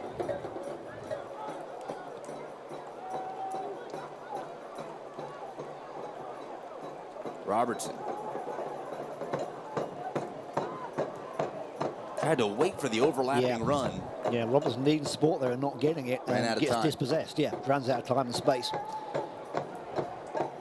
And that's something we keep seeing is whether it's communication or anticipation isn't right or Chattanooga not getting those balls. Those are fairly straightforward overlaps to run for any attacker and midfielder. And for some reason they're not able to complete them. San Diego got a player down in their 18-yard box. Game slows down again, 63rd minute. 1904, relatively new club, making its way to Chattanooga. Last time they were here was a 1-1 draw, snatched away late by CFC in the 89th minute. So trainers on again. I don't know if somebody had a stumble. Pulled muscle. We'll see. 1904 defender being looked at. I believe that's Dallin Cutler, and we'll confirm that as soon as we can. One of the more intriguing backgrounds to this club, the ownership group that initially founded it consists of 2 former Premier League stars, Demba Ba and Eden Hazard. Yeah, what a 2 players you wouldn't expect to be over here in the States, both famous for playing in Belgium. And yet they were investing in a club in the USA as a seed money to get them off the ground. And they were instrumental in getting this club going. Not part of the ownership group anymore, but still have involvement. Ba actually just announced his retirement. That's right, he did, and he's been a great player. Been a pleasure to watch him play over the years. That's Strong who got the knock. I think he's just putting his boot back on how his ankle looked at. Yeah, but yeah, it's funny. You expect the players, in the top leagues to be using their money for sports cars and the like. Actually, some of them are putting money back into seed projects and not bragging about it, just doing it quietly. And this is one of them, which is a great thing. A lot like Chattanooga, they want that local impact. They want local players involved. So many on the team sheet tonight, based out of San Diego.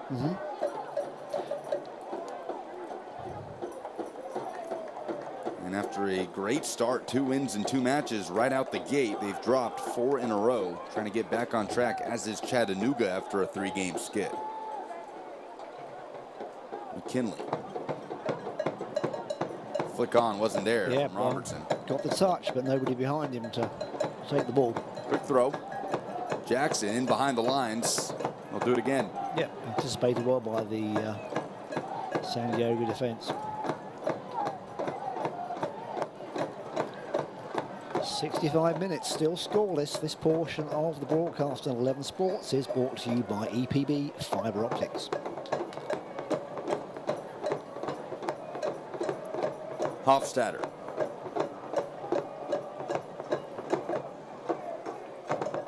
Will launch it in. A signature long throw on its way. Jackson gets ahead on it. It's in front of the goal, and was actually Russell who flicked it across. Jackson was right in front of Rogers, and it's out for a Chattanooga corner. Good reflex save there from Austin. That was... He's had a nice game. It was good. I enjoyed watching that. It was a good move. Finally, Chattanooga starting to get an attack in. It's a Chick-fil-A corner kick. Eat more chicken. 66 minute.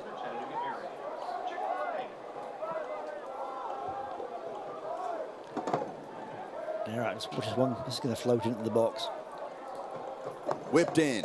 Rogers punches it up. Still bouncing around, and it's another Chattanooga corner kick. Chattanooga keeping the pressure on. This is much better from Chattanooga.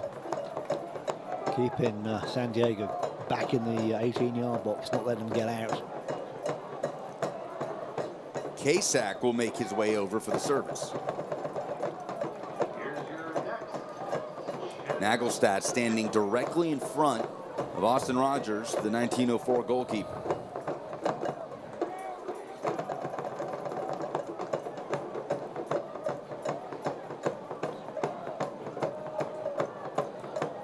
Bounced out to Dixon. Tries to float it right back to Kasak. Offside flag goes straight up. Good idea, but Kasak was just offside there.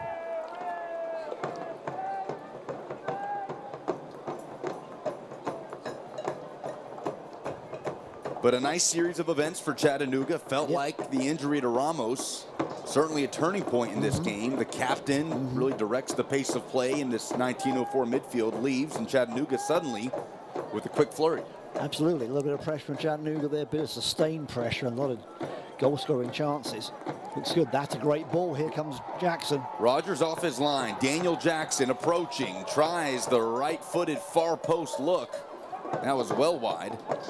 San Diego not able to clear that very well, and Chattanooga getting a throw on the near side. That was a great chance for Jackson there to make something happen.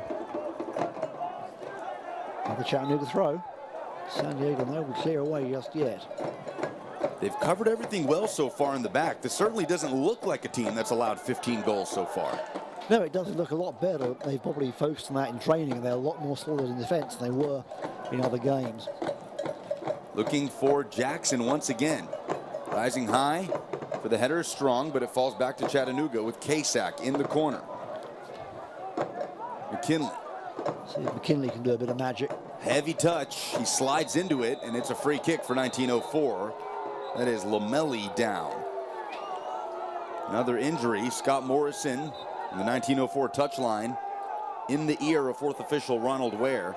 And McKinley's already on a yellow card. Just need to be going anything else in the foul area. Risking the chance for a second. And with only 5 on the bench to start the game, 1904 can't quite afford another player leaving due to injury, as Lamelli is able to walk it off. 26-year-old from Los Angeles. See that again, that slide. I think it was a sliding tackle, but did make contact. Yeah, a little bit. He wasn't going super fast when he made contact. Might be lucky not to get a second yellow there. Well, that's what I was saying. I don't want him to get a second yellow for something silly like that. That's an avoidable, you know. The disciplinary action, he doesn't need that. That's certainly what Scott Morrison was arguing on the near side. Right.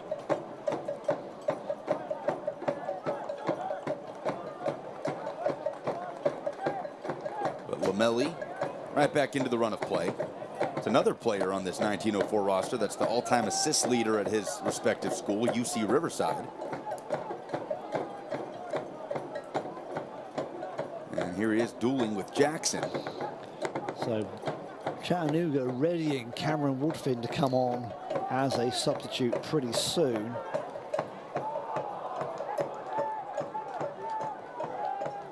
We thought we might see Cam Woodfin. He's made his impact as a sub since that return from injury. What kind of impact is that for the former ETSU Buccaneer? Oh, it's what Cam always brings to a game, which is speed and attacking, and just a generally positive attitude that makes the other players respond as well. So Cam will certainly make a difference. Let's see who he's going to replace. He's getting ready. Woodfin's made his way to midfield. Chattanooga will take this free kick. Not quite ready yet, but he'll be on in a moment. So let's see what Chattanooga make of this. Not a lot. That was rather an easy catch for Austin there in the goal for San Diego.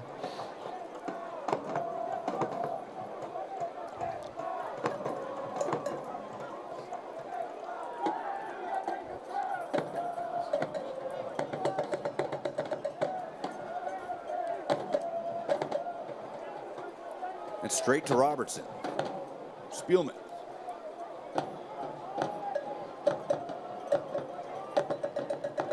So it looks like the substitution, Woodfin will replace Alec McKinley as an attacking midfielder. With Alec McKinley on that yellow card, obviously Coach Fuller doesn't want to take a chance of him picking up a second one and being a man down. So Alec will come off. Here we go. 31 coming off, 22 Cam Woodfin coming on. First change of the game by Peter Fuller in the 72nd minute. We just saw McKinley. You could argue lucky not to get that second yellow. Peter Fuller is going to go ahead and avoid that right now, bringing on Cameron Woodfin. Yeah, good game management there. We've seen that in so many pro teams, and for some reason one player gets the red mist and just keeps picking up fouls and cautions, and before you know it, you're a man down. We saw it in this morning's soccer play at the Premier League in Britain, and some red cards there. The same player just being careless, making some sloppy tackles, and suddenly the team's really affected by being down a man. A Haygood Farms substitution by Chattanooga. Looking for alternative recovery methods that ensure you achieve the good and healthy life you deserve? Contact Haygood Farms, hand cultivated in Tennessee. So Woodfin on, McKinley off. One change per side. How does that alter things here with less than 20 minutes to go plus stoppage time? Two teams in desperate need of 3 points tonight. Well, Tony Chattanooga's substitution was a planned one. San Diego's was not. Robertson does well to cut off the quick throw-in. He had good play. Apollon streaming down the right side. Yeah, very good play. So Cam Woodfin's going to sign up alongside Juan Hernandez in the midfield, in the attacking midfielders, and that should give him a good solid base for attacking. Certainly a more direct player. That's right. Ball in, too much behind it from Robertson. Yeah, too much in that for sure. So Woodfin, a guy who you've seen play as a wing back, play as the 10, drop a little deeper, a versatile player for Chattanooga, an Old Hickory, Tennessee native, only 25. He's a guy that Peter Fuller believes can move past this level. Yeah, I think so too. We've seen Cam develop at Chattanooga FC over the last couple of years, and he's really come on and improved his game. And I think he has a lot more potential in him, a lot more playing years ahead. And yeah, maybe we'll play the bigger team. And if so, that's great. Not tonight. I need him here for this game. Certainly can count on having him for the next 17 or so minutes. That's fine. That's what I want. How much of an impact will it have as 1904 wins a free kick, and it's another San Diego player down on the ground? And I believe that's Lomeli again. The second time we've seen him down and in pain. Trainer's coming on again. Lomeli getting a second knock. Meanwhile, San Diego getting Benito ready to come on, number 21. Benito is a midfielder. Probably just to freshen up the midfield. And he may be able to replace Lomeli if this happens, if it's too much from the foul. And it's nothing really. It's just a slight collision. Unless he landed badly on one side, but it wasn't really anything more than a slight bump. So no foul being called, just another collision. He's up and about. I think it was a bad fall. I think it was a bad landing. Last call for because he's walking it off, but yeah. He ain't gone down hard on his knee the way he's walking. Well, there will be a free kick here. So the foul was on Richard Dixon. Just slightly clipped him. It wasn't really a malicious tackle. And Benito limping off. Helped out by a trainer, and it looks as though 1904 will have to make a second change. I think they will. They'll have to bring on Benito, who's getting ready. Hasn't approached midfield yet, and now here he comes. Yeah. So he'll be coming on at the moment at the halfway line. We'll see if they let them take this free kick first. They will have to be 10 man down first before they bring him on when the referee signals. 76 minute, they'll allow him to come on. Okay, so not really a normal substitution there. Just let him come on the field without going to the halfway line and getting the referee's attention, but oh well. Shot straight from the free kick by Strong, and Reddington watches it skip over the goal line. So Benito comes in, a 26-year-old, another local player from San Diego, to replace Lamelli.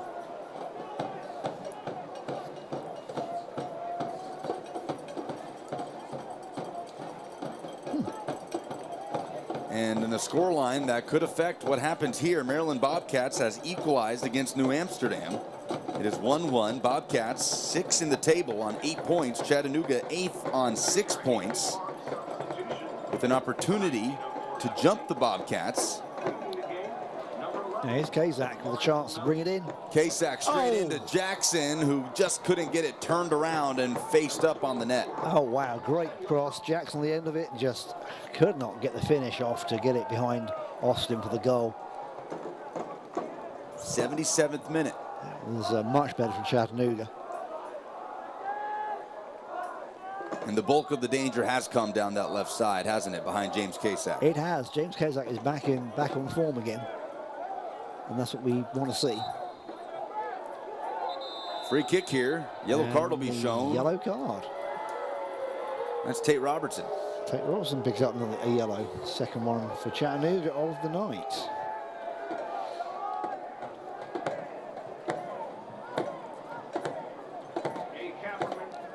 So Robertson booked, got foul vision. Kapperman, White, and McGarvey eye care can help with that.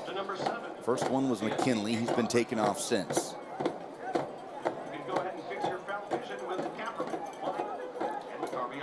This portion of the broadcast on 11 Sports tonight is brought to you by Free Bets for the final section of the game. Let's see that again. I want to see that shot again if we can put a nickel in the way-back machine. Here it comes. There's Jackson. Just slightly too high for him to get the connection.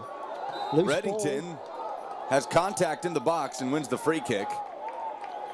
Again, San Diego looking dangerous after these set pieces. They can see the clock as well as everybody else can. They know their time is running away for them to get something out of this.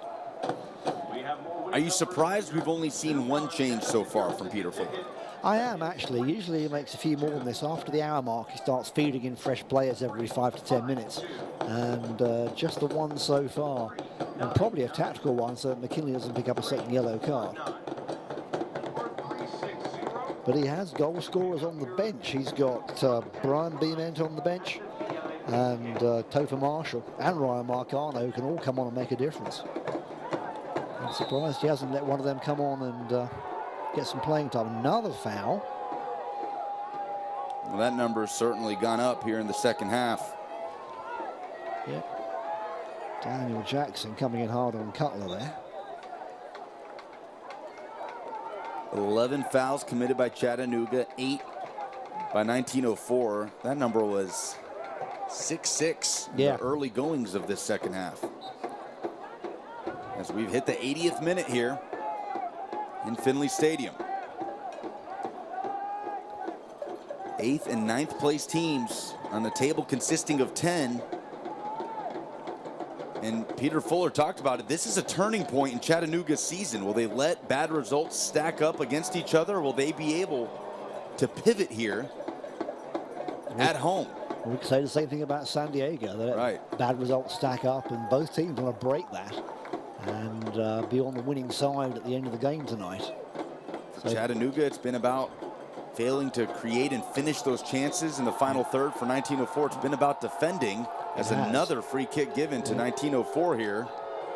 Boos start to rain down from the Chattanooga supporters. Looks like they're booing the San Diego players going down very easily under what are fairly normal challenges. It looks like I think it was Hurlo going down. Yeah, that's Matthew Hurlo walking 23, yeah. But none of these particularly malicious challenges. They're just going down fairly easily.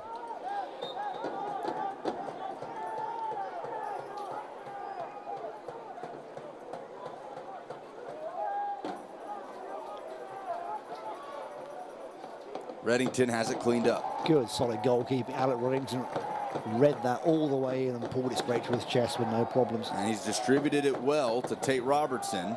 Now Chattanooga's turn to break. Robertson's worked his way much more central here as this game has gone on. Started out in that right wingback role.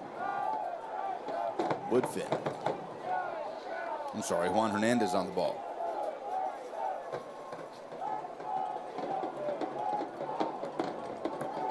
Could be numbers here for 1904. Hurlo's making the central run. They opt to go right side to Schneider. Apollon. Can't get to it on the goal line. Kazak guides it out, and that's a Chattanooga goal kick. But again, San Diego looking dangerous, and a fairly positive attack there that could have turned into something nasty for Chattanooga. Rain continues to fall at Finley Stadium. It's been that way all day here across the state. I woke up in Nashville this morning to pouring rain outside my window. It didn't stop on my drive over, and here it comes at 9:15 Eastern time. It's still coming down. The skies are clear, but rain is not foggy or stormy. It's just that steady rain from the storm in the Gulf that's made its way up here. Hernandez on the tackle. Well, that prompts something here from Chattanooga, as it's turned upfield by Nagelstad. Has Kasak on his left side. He's dispossessed. Just trying to win it back in the corner.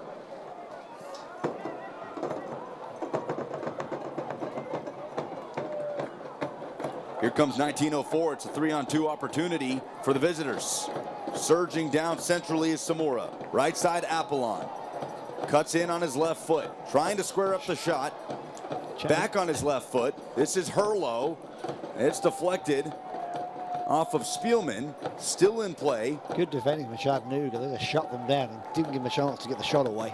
And they turned and dived and twisted and could not do it. So good defending from Chattanooga. It was a big opportunity there. Absolutely. Here's Dedoon.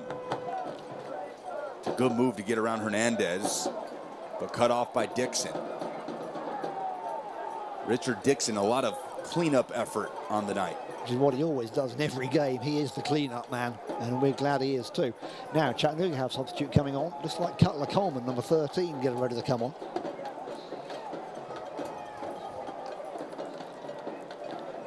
Let's see who he replaces. They put him on as a striking role. He may replace Hernandez. We'll see if I'm right. Robertson. It will be Juan Hernandez that will make way for Coleman once we find a stoppage. That's a fairly usual substitution at this point of the game. Jackson was offside, and it wasn't particularly close there. It was. I've seen Coach Phil make that substitution before, so this is, yep, here we go. You're right. Juan Hernandez comes off. Cutler Coleman, number 13, comes on. Fresh legs. Someone who can make a difference to a game with his speed. Another Haygood Farm substitution with about 6 minutes plus stoppage time to go. Both teams have had multiple captains on the night. Ozzy Ramos came off injured. For Stumptown had to give up the armband, and now Hernandez comes off, and he surrenders it as well to Richard Dixon. And in comes Cutler Coleman, the Winter Park, Florida native. The guy who joined this team midway through 2020, won over this coaching staff with a 6-week trial, and has stuck around ever since. No goals yet on the season. Can he be the spark Chattanooga needs? Well, that's what Peter Fuller thinks. So let's see if he's right. So we still have about 10 minutes to play to go because there's a lot of extra time to add on after those injuries and stoppages. Injuries, fouls have certainly made this half disjointed at several points. That's too long. Goes out for a Chattanooga goal kick. Yeah, I think we have at least 10 minutes to play to carry on, so don't pay too much attention to the clock right now. We aren't at the end of the game just yet. Well, they haven't been in this situation yet this season where they found those late heroics, right? You had that first win against Stumptown where they did create some stuff late in that game, came away with a 2-goal win and then a dominant 3-0 win over Maryland Bobcats. Those are the 2 wins on the season, but can they create that moment of magic here in the final moments that they've done so many times at Finley Stadium, just not quite this fall season? Not quite this fall season. They did in San Diego in June when the game there, the 1-1 draw they had, they did score in the 89th minute when Ian McGrath got the goal. Are we in for a repetition of that? Another 89th minute scorcher. That was a draw the last time these two teams met in June. It's a quality turn by Herlo. He shows off some speed against Sean Russell, who does catch up to him. Matthew Herlo trying to dice his way around the Chattanooga defender. He does so well. Daydun has a heavy touch.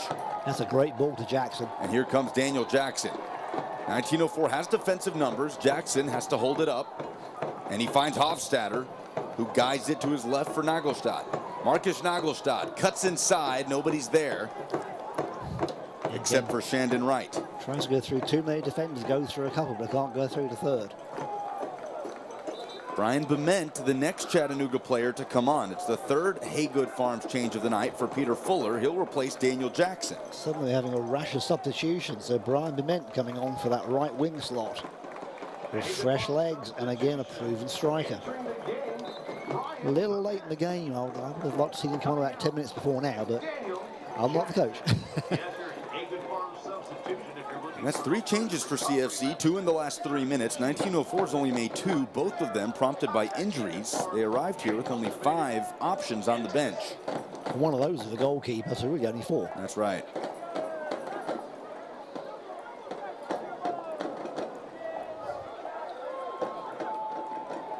Robertson. Woodfin.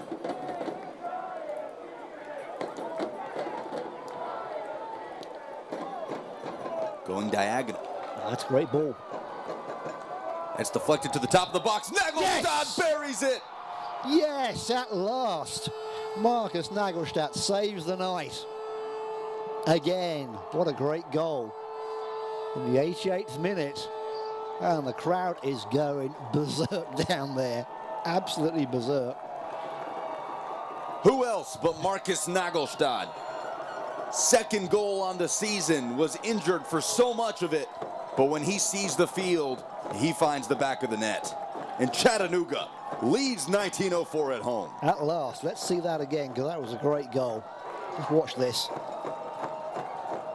Just a clean strike straight into the corner. Lovely goal, right past Austin, and not much that San Diego can do after that. They made us wait, didn't they, Lucas? My goodness, they made us wait. And a fortunate bounce, wasn't it? Cutler Coleman made the play down the right flank, and it deflects to Nagelstad along the 18, and he makes no mistake, rifling it into the bottom left corner of Austin Rogers' goal. And Chattanooga minutes away from a massive 3 points that would end a 3-game skid for the 8th place team. That's right, in the NISA table. There on Woodfin. No. That Chattanooga FC goal brought to you by Hojizio Grill. Text GOAL to 423-445-1002 for a chance to win a full Hojizio at the Brazilian Steakhouse here in town. Another change coming for 1904. Matt Herlo coming off, the striker. And Daniel Madrigal, number 3, is a midfielder.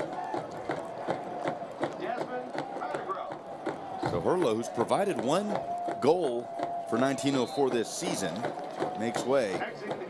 We'll see if the fresh legs can make a difference. San Diego, but Chattanooga are going to hang on to this. Kasak settles it. Robertson Chattanooga with the throw there.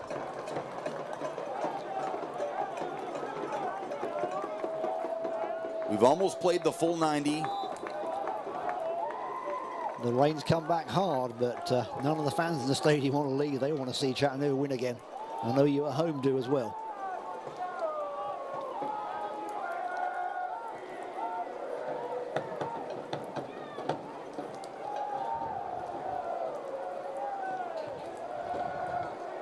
Seven minutes of extra time, folks. 7 minutes. There's going to be plenty of action to come yet. Well, we thought it would be a substantial amount. Simon, certainly I would have said 5 or so, but my goodness, 7 minutes. All the stoppages, the fouls, the injuries, the cards. Yep. 2 of them given to Chattanooga, 1 to 1904, though that was in the first half. Yeah, there's been a whole lot of stoppages. That's a lovely ball, too. And here's Nagelstadt again. Is he going to go for a second? No, he's dispossessed. Tried to split defenders there. A little bit ambitious. And free kick coming for CFC. And a yellow card for that one. Edward Benito. Benito gets the yellow for the foul.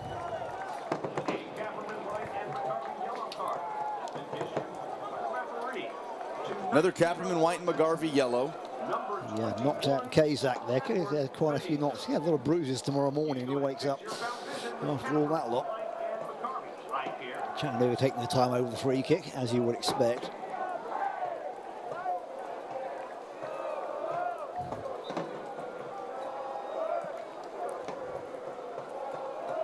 Robertson will send it in. Chattanooga looking for that insurance goal to build off the 88th minute goal, and Bement has the deflection and the follow-up. The offside flag is up. 2 chances there, but couldn't make either of them count. And San Diego getting the ball back into play quickly.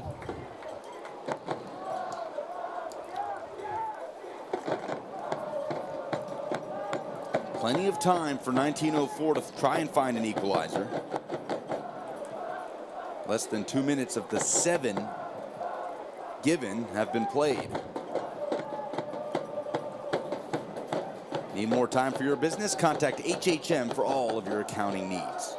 Richard Dixon, turning clearance. Yep. Out into the far side. Best option there was to give away the throw. He was covered on both sides by San Diego attackers. Good intelligent play, that. The rain picks up almost on cue after the Chattanooga goal. 93rd minute.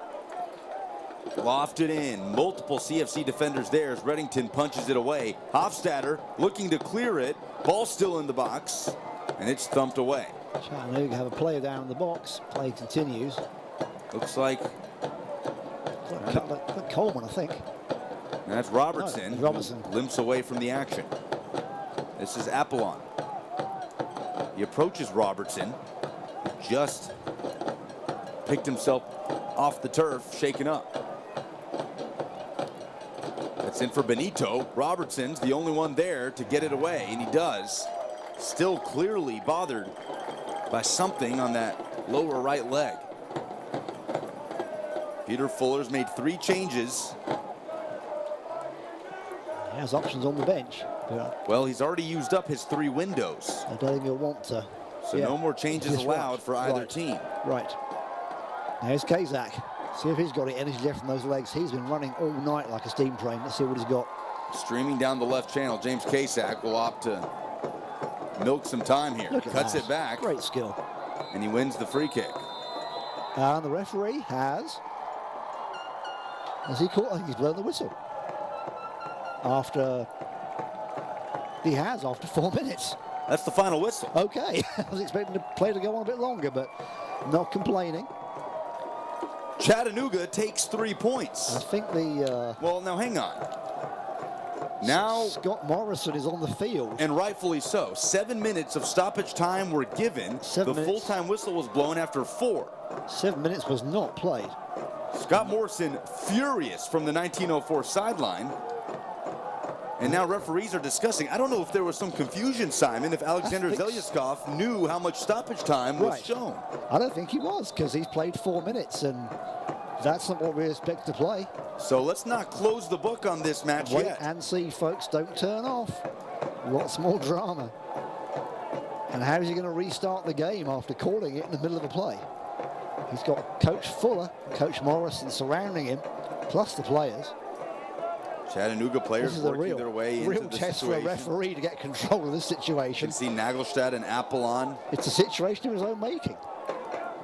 So, how's he going to get out of this one? That was supposed to be 7 minutes, and there's nowhere near, as you can see from the clock on the screen. But once the whistle's blown, that's usually it, under the rules that we play under in North American soccer. I have to say, I have never seen this happen, whether watching or broadcasting a soccer game, where the stoppage time given is cut off a good 3 minutes before it expires. It's a little different. I have seen it when there's been a team that's been like 6 or 7 goals up, and it's like, you call it the slaughter rule here in America, but I haven't seen this during normal play. This is very unusual.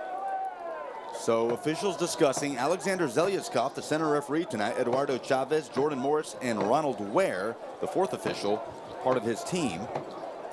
Well, ultimately, and he calls over the 4th official, Ronald Ware, now. And of course, Ware, the one who showed the stoppage time of 7 minutes. And we saw that. So unless there was a miscommunication of stoppage time, where Zelyaskov intended for it to be 4 and Ware showed the wrong number, right? I don't know what else could be happening here. There is some confusion. What is going on? Are they going to resume play? And if so, there's going to be a whole lot more than 97 minutes played in this game. Yes, there is. This is going to be a late night. The difference right now, a Marcus Nagelstad 88th minute goal, his 2nd of the season, bearing a deflection at the top of the box.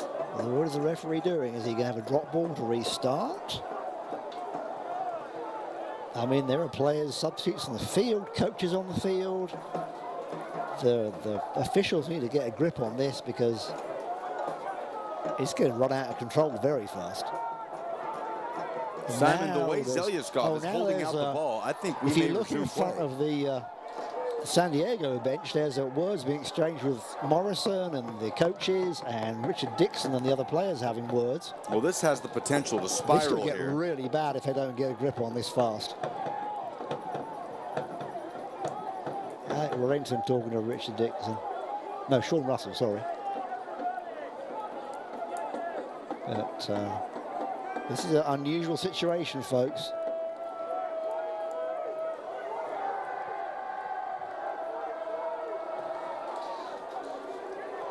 Are they going to play the rest of the game, or are they going to spend the rest of the night talking about it? Zelyaskov still chatting now with Tate Robertson, several 1904 players in the mix. You know, we say things about the referees saying, you know, they don't know what they're doing. I mean, I hate to say it, but he doesn't know what he's doing, does he? Well, this... I really wish we could explain this better. This has to be some form of miscommunication. I wish we could give you a better explanation, folks. It's awfully confusing. There cannot be a scenario where the official just decides, no, I don't want to play these next 3 minutes. They don't have the choice. It simply has to be a miscommunication between the center referee, Zelyaskov, and the 4th official, Ronald Ware. Absolutely. And why doesn't just say, I made a mistake, resuming the drop ball? And the way he's holding the ball here on that part of the field where there was a foul called, it looks like play will resume here. But he needs to get the players reset and the coaching staff off the field, and we're back resuming. underway. Okay.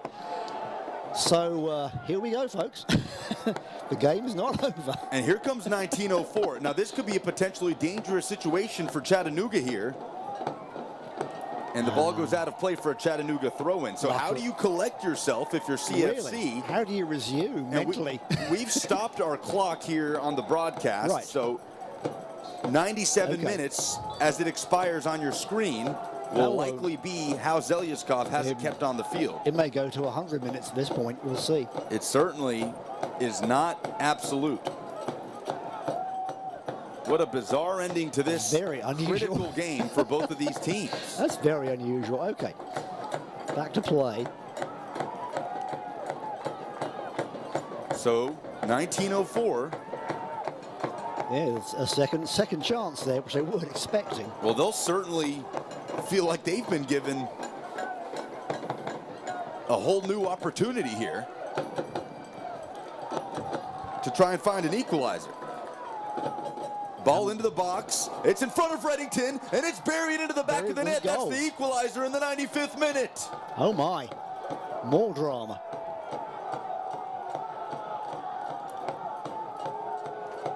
Absolute chaos at Finley Stadium. Hard to see who got that one. I think it was 21. It looked like Edward Benito. We'll get a look at the replay in a moment. I think it was Benito. Let's see that again. This is crazy. What a game. We've brought you some wild games, folks. This isn't just another one. This is absolutely crazy. Let's see that again. I think it's Benito. The bounce favors him, and he just, puts it past Reddington. And just like Chattanooga's goal, that's crazy. It's off of a deflection, and it's Edward Benito. His first goal of the 2021 season. We are squared away 1-1. 7 minutes of stoppage time were given at the 90-minute mark. After 3 were played, Alexander Zelyaskov blew the final whistle after much discussion with players and officials. They resumed play, and 1904 jumped all over the opportunity. They certainly did. And who can blame them? But now Chattanooga have to pick themselves up and get back into action again. Free kick to Chattanooga. Now the wild card here is we believe there will be another minute of stoppage time at minimum to 97. But the truth is, Simon, we have no idea what Zelyaskov clock looks like right now. I wonder if he does, but we certainly don't. So we'll bring you every minute of play, folks. Don't worry. We aren't going to go to a commercial break and cut you off. But, so every moment precious here as both teams look for 3 points. Robertson floats it in. That's Spielman squaring it across, and nobody's there for the final product. Offside flag was up. 97th minute. I've seen some bizarre finishes in this beautiful game, but not like this. I have too. I've seen some strange things at Finley Stadium. This goes in the record books alongside some of those very odd things, along with the 3 penalty kicks being retaken and all the other events in Chattanooga's history.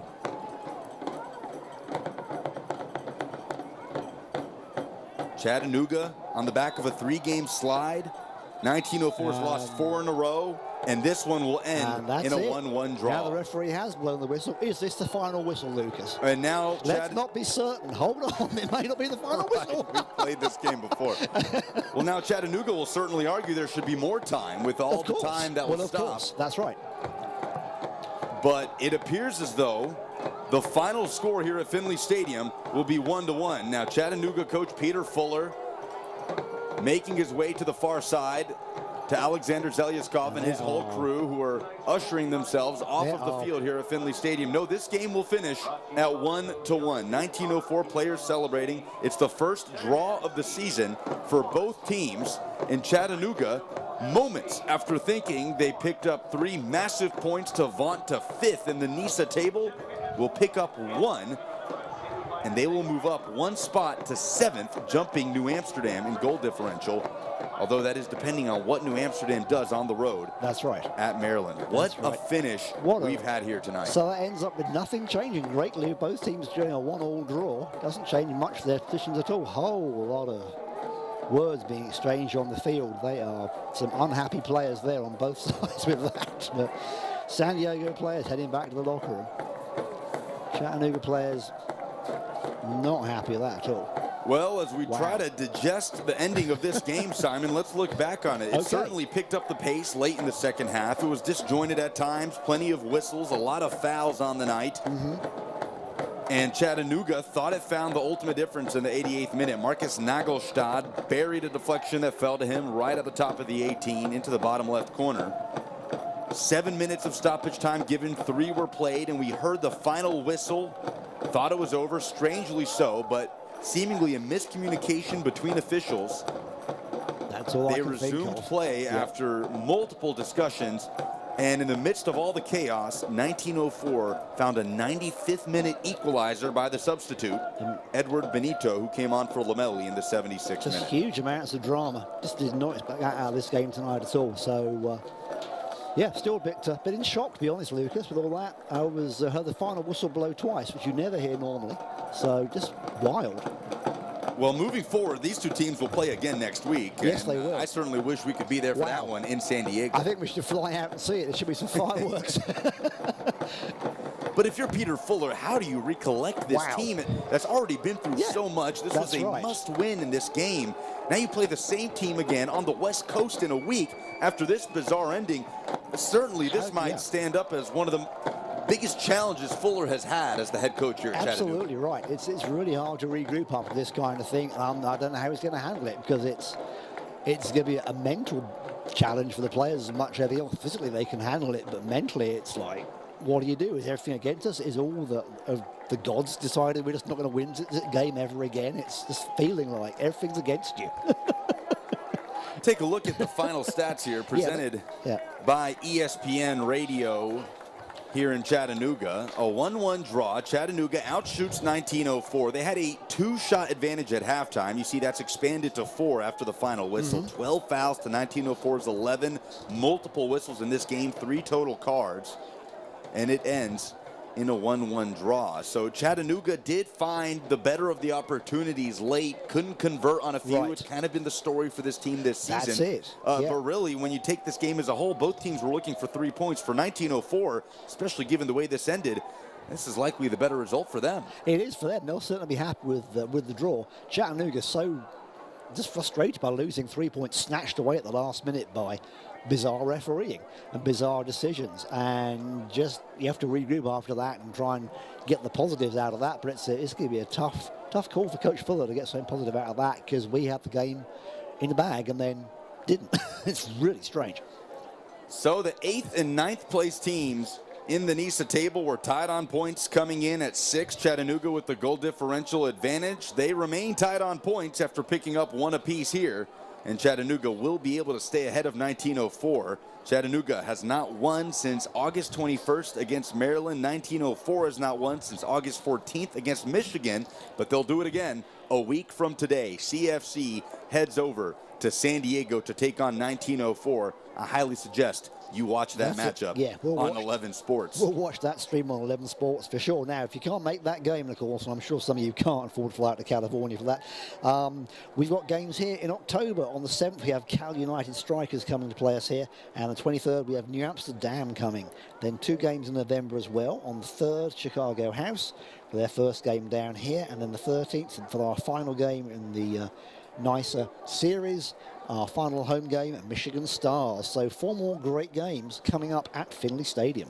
Visit CFCTix.com. That's CFCTix.com to purchase tickets to all Chattanooga FC home matches. Well, it was quite a matchup here at Finley Stadium under the rain. Ultimately, it ends in a 1-1 draw. For Jeremy Barfield, Alex Pullen, Ethan Williams, Cooper Allen, our entire crew, and for Simon Neal, I'm Lucas Panzica saying good night. Good night, folks. Thanks so much. What a game.